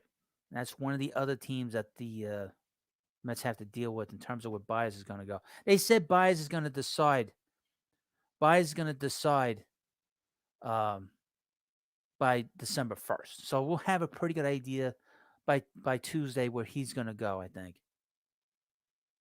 Anthony, if I'm out of my mind about giving Mad Max $50 million a year, what is your final offer to Mad Max that prevents him going back to West Coast, and as an offer he can't refuse from the Mets? 35 to 40 million. I think that's a cutoff. 50 is that's too crazy. The people would go crazy. Major League Baseball would flip out if the Mets did that. They'd be like, "This is why we didn't want Cohen around here." Yeah, you can't do that. That's going overboard. Now you say that the Red Sox are going to get Baez. He's only going to play second if he's with the Mets. That's what he keeps saying. I don't see him. I don't see him going to the Red Sox. Southern Cal Mets fan wants to know, Hud, are you doing a live stream on the 30th? Yes, but I actually, I do have a. I might be the one YouTuber that has a job, and it's trying to do my best doing the stuff that I do. But yes, I'll have a live stream in the evening, and it'll probably be a long live stream like it is now. We're gonna go a couple more minutes because I haven't had my dinner yet. Uh, I don't know, but I'll have a live stream on Tuesday. Tomorrow is sort of up in the air because I don't know what time I'm getting home. If there's news after, I'm going to do the live stream a few more minutes and then we're going to cut it off. But I will be back later on this channel. I'll be back on this channel to do a live stream if there's news, and there'll be a video on the Baseball Hut too. I'll have it on Jeff Mcneil. Let me put into the chat my link for Baseball Hut too, because I do. It's basically same shit, different day. You know how it is. So I'm gonna have. So please go and check out the Baseball Hut too, because this is my other channel. It's my little baby channel that I started back in the summer. So I just wanted to do more content and just be able to do stuff because when I don't see, this is the thing. YouTube wants you to collaborate with other channels. I don't really collaborate because I just don't have the time. And I started this channel to sort of cross promote what I have. So here's the link to the Baseball Hut too. Keep your eye out for content there. It's the same shit, different day. You know how it is. So I'll have stuff on there. Well, I got to sort of rest a little bit because my voice is getting a little messed up right now. But I will have a video on there hopefully in a little bit. And if there's any kind of news with the Mets, before say 12 p.m., 12 a.m. I'll be back on. I'll be on late. If there's news, I'll be on late. Trust me, I'll be back. I can guarantee you that one. I will be back. So that I can guarantee you that. Now, a couple things. Every Sunday afternoon on this channel at 4:30, 5 o'clock. A little late because I hit traffic coming home. But around 4:30, I do a live stream here, and we talk about what's going on with the Mets. It was originally Saturday, but now it's Sunday. It seems to be pretty good. To see as many people as I've had in this live stream on a Sunday night when I got to compete against the NFL, that's pretty damn good. And to see so many people coming in here and participate in the chat that are just, new people is great. And I do that on Saturdays, which I started last night. I will be doing live streams, regular live streams on the Baseball Hut too. I was doing live streams on a Monday, but then last week I got home again late, and it was a disaster. So that didn't really. I was not too happy with that. Plus, you deal with different things. You got to compete, and the weekends is pretty good for what I'm trying to do here.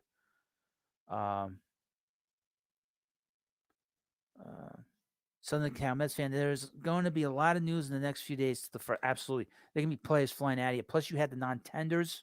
There can be teams not tendering contracts to some of these guys. Robert Gazelman's going to be gone.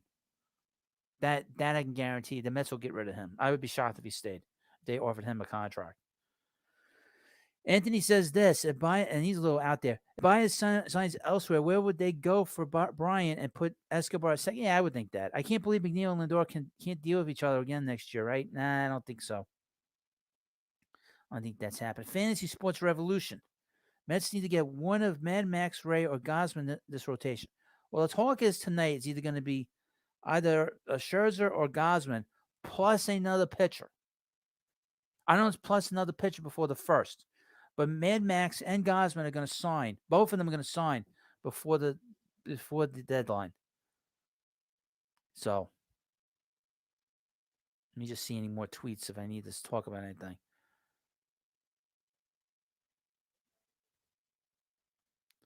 From LOLLOL. Something people don't talk about that's bothering me is that Mark Kanya got a bigger contract than Escobar. Well, a couple of things about Kanya. Here's the thing. They spent. I think they kind of overpaid a little bit with him. Quite frankly, I think they overpaid with him to a certain degree because he's not really like an everyday player. But he's younger. He's. They say he's very athletic. I've not seen some of these players out on the West Coast. And it's the A's. So, um, so I don't know what kind of player he is. He's a year younger than Escobar. He's an outfielder. They say he's very athletic. They say he's a very good outfielder. He's sort of people mention he's a better version than Kevin Pillar at this point. He's an on base guy, which the Mets need to get guys on base. They need guys that have power. He's got a little more power than Pillar does now. I think I did mention that they're going to have to overpay for some of these players, and I think they're going to need to get another outfielder for this team. Um, a left-handed bat that can kind of complement a little bit with Kanya, but that's for later on. That's not a priority. Um, that I would mention, but they did overpay a little bit with him. From Stony 814, Jeff McNeil might be gone. Dom might be gone too. Dom is on the bubble too in terms of being non-tendered. And McNeil too, but I don't think McNeil is going to be non-tendered. I don't think Dom's going to be non-tendered either. Especially with him coming off the kind of season he had last year. He does have value, but he doesn't have value for the Mets. He can't play first now with Alonzo. Alonzo's the first baseman.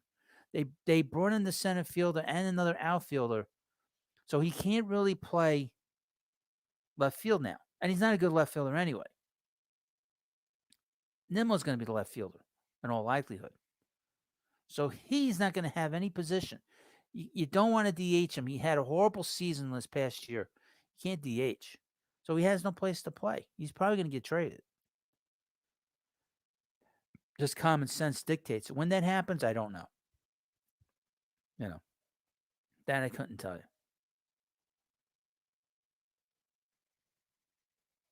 Let's see. Yeah, Drury is the most unlucky man in baseball. He always makes hard contact fouls. That guy hit great for the Mets. He was a great pinch hitter for the Mets. And the Mets sent him back down to the minors. The guy was hitting. Louis wasn't playing him. The guy was hitting like crazy late in the game. He was getting. You couldn't get him out. And Louis wouldn't play him. Louis wasn't playing him. The Mets sent him back down to the minor leagues for whatever reason. I didn't understand that. It's just so stupid what they were doing with him. Made no sense whatsoever.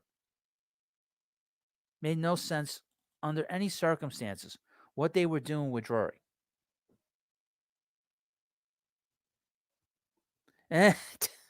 Well, when Mama's not happy, nobody's happy, William. That's for sure. Hello, Sedge 420. I failed to mention you're in the chat.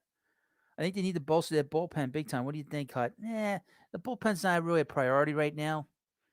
They did a really good job with the bullpen last year, and I know they lost Loop. Andrew Chafin is still out there. They could sign him. They really could use a lefty. They obviously need a lefty now. So I don't know.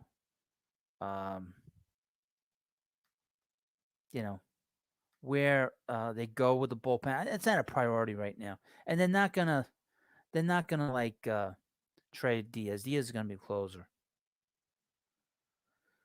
If A's trade Olsen somewhere, I could see a package involving Dom Smith for one of the A's starters. No, that's not going to happen.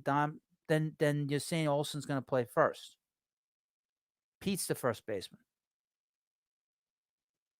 Sorry. And Dom's not as good as Olsen. Oh, if they trade him somewhere else, I could see it. I don't think so because he's got 2 more years and then he becomes a free agent. I don't see that with Dom. That doesn't make any sense. They would want a guy that's close to the major leagues than a guy that's been in the major leagues for the last 4 or 5 years. I don't see that happening. Yeah, I don't see that happening. I think Dom. I don't know where Dom could go. Um, Fantasy Sports Revolution says if with Simeon signing a 7-year deal, I doubt Baez is coming back for less than that. Well, it depends on how he looks at his value. If he looks at his value as a shortstop, he's not going to get that money from the Mets because the Mets have a shortstop. And I don't know what his value is as a second baseman because Simeon got that contract based on him playing second and doing what he was doing there. So I don't know what he's going to be looking for and what he's going to be getting. All honesty, you know. But so we'll see how that plays out. But like I said, Simeon has gone to the Rangers on a pretty big deal, 6 years for $175 million. Adam Frazier got traded yesterday to the Mariners from the Padres. Byron Buxton got a 7-year deal from the Twins. They're so stupid. They shouldn't have done that. Corey Kluber signed a 1-year deal with the Rays. There's going to be some kind of decision with Kevin Gausman and Max Scherzer. One of them's going to be here. One of the others going to be here, plus another pitcher. That's the rumor. Let's see what's going on here. Anything new? I got to say again, I want to thank you all for coming on here and watching my video and my live stream. To have as many people as I had here a little while ago up against the NFL is pretty damn good. But again, we'll be back again on my regular program on next Sunday. LOL says this: first baseman Dom, nope. Second baseman Escobar, shortstop Lindor, third baseman Davis. Davis is going to be gone. You kidding me? That's not a good lineup. Left field is Mcneil. Marte's the center field, and then this is not a good lineup. And Alonzo's the D. It's too many outs. It's the same lineup as last year, except no Conforto. That's not a good lineup. I'm sorry. I disagree with you wholeheartedly. That's not a good lineup. That's not a good everyday lineup. I'm sorry. I don't think that's a good team. That's not a good enough team. They're the same team. You bring in Kana and he's not playing every day with that contract. He's making more money than I'm sorry. Yeah, Kana is playing in right field. They probably told me he's the right fielder. Sorry. That's not a good lineup. Dom's an automatic out. Davis, you can pitch to him. That's not any good. Davis is going to be gone. JD Davis is going to be gone. Dom could be gone. And Mcneil could be gone. Dom doesn't have a spot here. I'm sorry. Dom was an automatic out. Let me tell you something. People didn't like that I really went after Dom Smith last offseason. People were all like falling over themselves for his 60 games. Pete Alonso has the most home runs in the history of the Mets over the first 300 whatever games it is. More than Darryl Strawberry, more than David Wright, the start of career.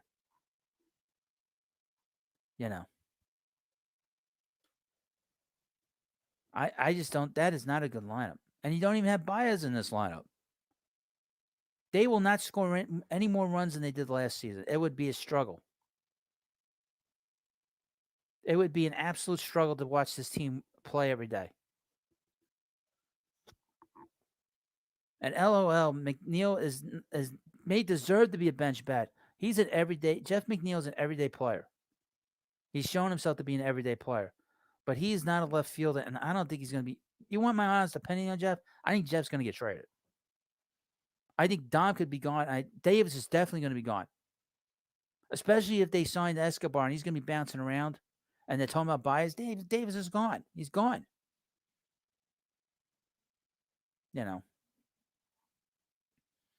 Davis is going to be gone.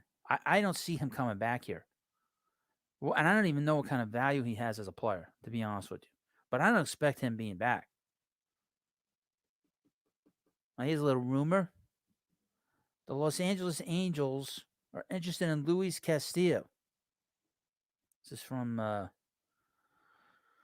John Morris. Let me take a peek. From this morning. It's from this afternoon. Angels and Reds have had preliminary trade talks on a Luis Castillo deal, but the price remains very high and the sides are far apart as of today. What do the Angels have to do? What do they have to trade? They have not. They have no farm system. I know the Angels are trying to pick up every pitcher they can get, but they have no farm system. I don't see that happening. That's a weird trade. It's a weird trade partners. Let's see here.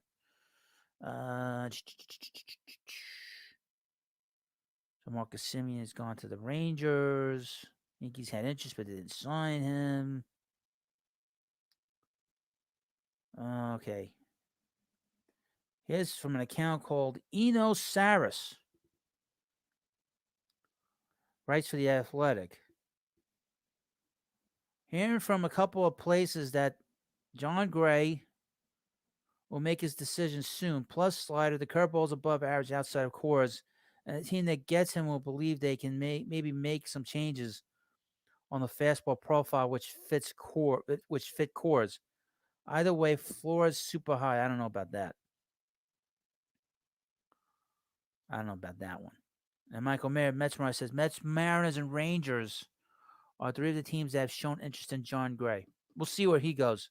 You know, he's basically on the same level as Marcus Stroman. He's a number 4 starter on a really good team.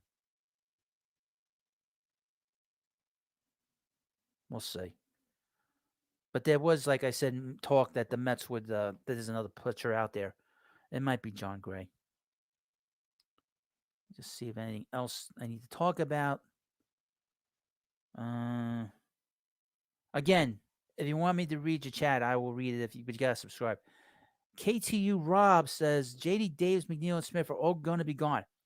I think it's a potential they could all be gone, and I think the most value of any of the players they'll get from in return is probably Jeff McNeil. Jeff McNeil will get the most out of the three of them because McNeil's been an all-star.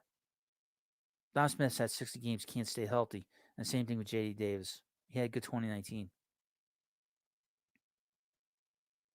Fantasy Sports Revolution says if the Mets could get Gausman and Gray, I think it's solid signings. It's all right. Gray is better than Gausman over his career. I'll give him the benefit of the doubt that he's pitched in Coors Field to a certain degree. Sledge 420 says, "Can we sign a starter and trade for Castillo?" I don't think they're going to want to get. I don't think they can get Castillo. They don't have enough. You're going to want to trade Alvarez. They're going to want Alvarez. You can't do that. They're going to want Beatty. You can't do that either. And McNeil's not going to go. They didn't have a second baseman. LOL says Gray is probably the most underrated star in floor in free agency. Get him out of Coors and he's a beast. I don't know about that part. Anthony says any chance Mets can get a relief pitcher that can take over as closer if Diaz bombs again. I don't think. First of all, I think Diaz improved a little bit. I don't trust him at all, but I don't see them going after relief pitcher. Are you gonna give up a draft pick for Rocio Iglesias? You don't do that for and that hasn't worked out well. When the Mets bring in these big closers, it doesn't work out. I mean, John Franco was here a long time, but did it really work out? No, they took them a long time to get the World Series with Johnny here. And Randy Mize, he went over to Cincinnati, he became like a big, that part of the Nasty Boys. That was a good result for them. And they made the move. They brought in Frankie Rodriguez. That was a disaster. And they brought in K-Rod. They brought in Diaz. He's been a disaster too.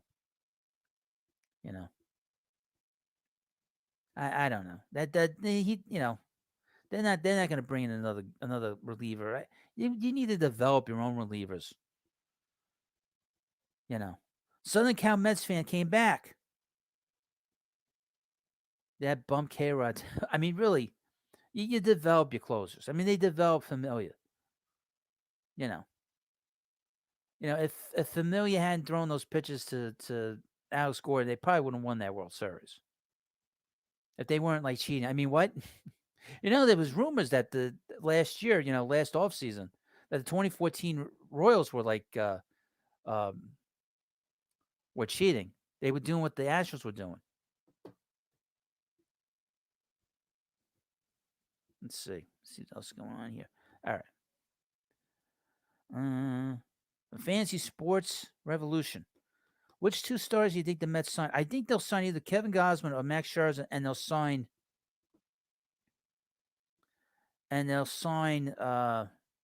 John Gray. Todd Licata. K-Rod deal was because of Wagner's injury. I would mention Wagner was okay, but he always blew up in big spots. And Billy Wagner has a very good chance to get in the Hall of Fame. His numbers are going up. And at some point, when we get back to like a regular show, I'll talk about the Hall of Fame. So I love talking about it. And we'll go through some of these players, some of these really great players that are not so great anymore. I don't know if Kurt Schilling's getting in just based off the politics. The media hate him. But Scott Rowland is going up. Omar Vizquel was going up. Now he's going to go down if he beat up his wife. But Billy Wagner's going up. Todd Helton's going up. Well, I don't think he's a Hall of Famer. Gary Sheffield is going up in terms of voting. Andrew Jones is going up. Jeff Kent's going down. Did anyone hear about the Walker trade? They wasn't a trade. I think they signed him they went to the Red Sox.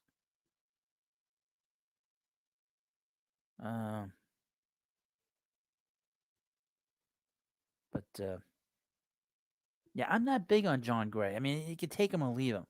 If I'm going to bring him in the year, then I just might as well just resign Marcus Stroman. But Marcus Stroman's a cancer in the clubhouse, so I wouldn't want that back here.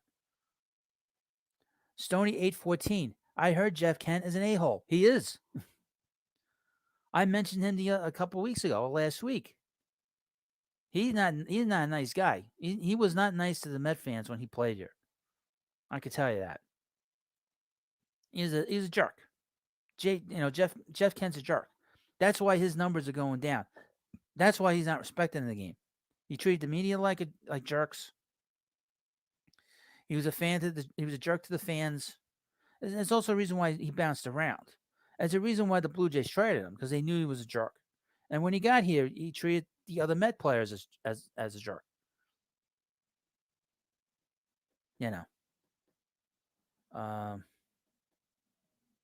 Also, with this channel, you'll get different things. Just to mention that, I'm a big Met fan for a long time, for many, many years, since the 80s. So, this channel is different than the other channels. I can impart a lot of knowledge with the Mets and really all the teams, pretty much. But like it's different now. You work. I can't keep up with some players, but I do my best and I get there very quickly when it comes to this stuff. But this is the channel you want to subscribe to if you want to know about all this stuff and have all this knowledge, imparted upon you. Like I said, I do my best. There's no like frills here. There's no like. I look at this as sort of as a radio show. So I kind of look at it as like that. That's why I don't want to be on camera, because I don't want to be the focus of the show. I don't want to be in the media. I hate the media. They're very, very damaging to our country, and I don't want to really be in that.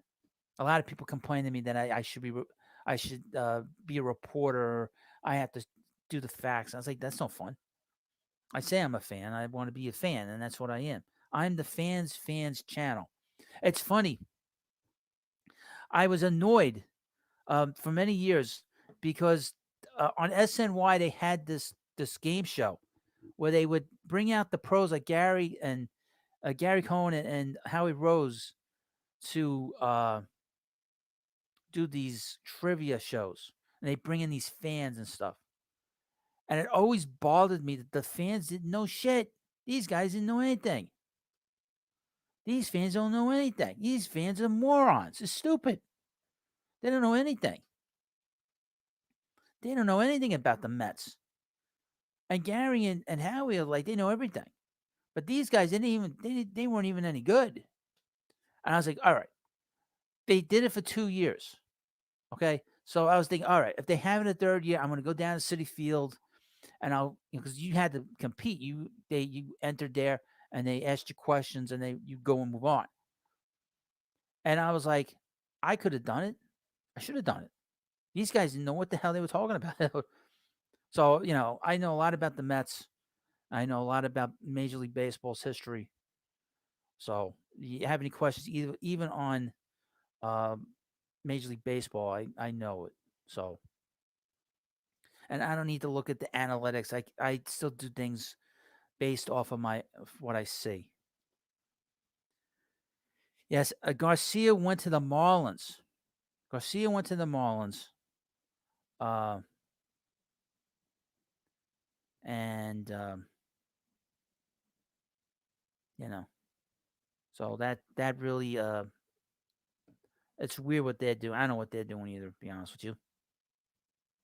Let's see. See anything else before we sign off for now? Buzz Talk Live. I hope the Mets bring back Fan Fest at Citi Field, and that's gonna be a while. Anthony says, thank you for telling that story about Kent. I couldn't stand him either. Kent Husky and Kevin McGreynolds are the top three I didn't like. I hated Kevin Mitchell from McGreynolds trade. A lot of people did. Here's the thing about Kevin Mitchell. Uh, Obviously, like I said, I've been around since the 80s. And I went to a car dealership signing with the 86 Mets. And some of the guys that were there were Rick Aguilera, Randy Neiman, Rafael Santana. Sid Fernandez was supposed to be. He wasn't there. Uh, Randy Myers. He was first, I think his second year with the Mets. And Kevin Mitchell. Rick Aguilera was a nice guy. Let me tell you something about Kevin Mitchell. What a nice guy he was to talk to. I was a kid, and he was so nice to me. The one thing you learned about this documentary that ESPN put out there, the guy was a nice guy, but the players, he had the perception of Kevin Mitchell was horrendous. And not only with the Met front office, but with some of the Met black players. The whole reason that the Mets traded Kevin Mitchell because they were concerned that he would be a bad influence on Darryl Strawberry and Dwight Gooden. And as you know, that was not true. And in fact, during this show, even Lenny Dykstra said Kevin Mitchell didn't even drink. He didn't even drink in front. He didn't ever drink anything. He wasn't like a carouser or anything. But he was a tough guy on that team. He was the one guy on the team that Darryl Strawberry was scared to death of. He was scared to death. Scared to death of Kevin Mitchell. And like I said, my interaction with Kevin Mitchell, I couldn't have met a nicer guy. Friendly. How you doing? I had him sign my glove. He couldn't believe how old the glove was. Because the glove belonged to a relative of mine. He's like, I can't believe this glove is so old. But anyway, this is sort of my Kevin Mitchell story. And even, it's funny, even with Lenny, Lenny mentioned, I'm not going to get into Lenny again.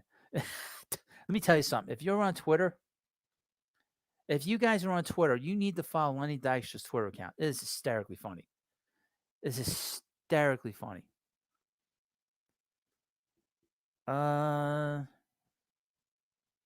Anthony says the Dykstra and McDowell for Samuel trade was right up there too. A trade I couldn't stand. Baba says that was the worst Mets trade ever. I would say this, that this was a story that came out a couple of days ago, that the following year, the following offseason, or 91, Frank Cashin told Howie Rose that the Phillies offered back Lenny Dykstra in a trade that offseason, and the Mets turned it down. So the Phillies weren't sold on Lenny either. So Lenny needed to get out of here. He'd been here too long. They took that too far. The Lenny Mookie platoon. It went on too long. They should have traded one of them in the offseason before 1989 and just gone with one of them and seen where it had taken them. They probably should have just traded Mookie after 88 because his value was extremely high at that point. Because Mookie had a great 88 finish. JoJo 218. Mitchell was in games before he became. I know he was, but it didn't seem like he was a troublemaker. I mean, you look at Darryl. I mean, it's shocking that Darryl had said that he had a drug problem when he got to the major leagues. Fernando, you should do Mets trivia night. Well, who am I going to compete against? I guess you folks. Well, was it Skip Brock Jr.? This Skip Brock Jr. and his father, Skip Brock Sr., coming back in here, asking me obscure questions about the Mets in the 90s. Let's see. Nothing else going on. From Baba, best Mets trade, Lee Mazzilli for Rondon and Waltero trade. Best Mets trade ever. And then they, a couple years, and then 2-3 years later, they traded Waltero for Hojo. That is a great trade grouping. And then they get Mazzilli back. Fantasy Sports Revolution. Hopefully Stroma isn't back. He's not back. He said he wasn't coming back.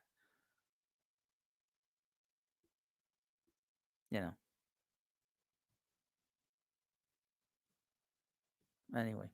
So I want to end the live stream now because right now it's kind of quiet. But I want to thank you all for coming by. Please like the video before you leave, before I end the stream. Of course, please subscribe to the channel. If you're watching on replay, of course, subscribe. And if there's any kind of Mets news, any kind of Mets trade or a Mets sign, probably signing in all likelihood, I'll come back on later on in the evening, if not tonight. So I'm going to have my dinner. I'll give myself a little bit to rest. I got to do some other things. And we'll see what happens later on. I'll be back on this channel. Also, check out the Baseball Hut too. If you go on to the main page of this channel, you'll see you scroll down on your phone or your mobile device or on your computer, you'll find the Baseball Hut too. Please subscribe there. And I want to thank you all for coming by. We do weekly live streams on Sunday nights or Sunday afternoon. Comes on at 4:30. Keep an eye what happens tomorrow if there's a live stream tomorrow night. I'll be back again live on this channel Tuesday night, probably going for quite a while. So we'll see. Depends on what time I get home from my job. So the same thing as tomorrow as well. But we're going to be very active here, doing a lot of different things. And again, I want to thank you all for coming by. Thank you for all the new subscribers that have come in here. Thank you everybody that's come in here for all the questions and all the comments. Thank you, Southern Cal Mets fan, for the super chat. And again, I'll be back in the near future, hopefully tonight. If I'm back on tonight, it means the Mets have something to talk about. We all have something really to talk about. So thank you. Please subscribe to the Baseball Hut, and I'll see you later.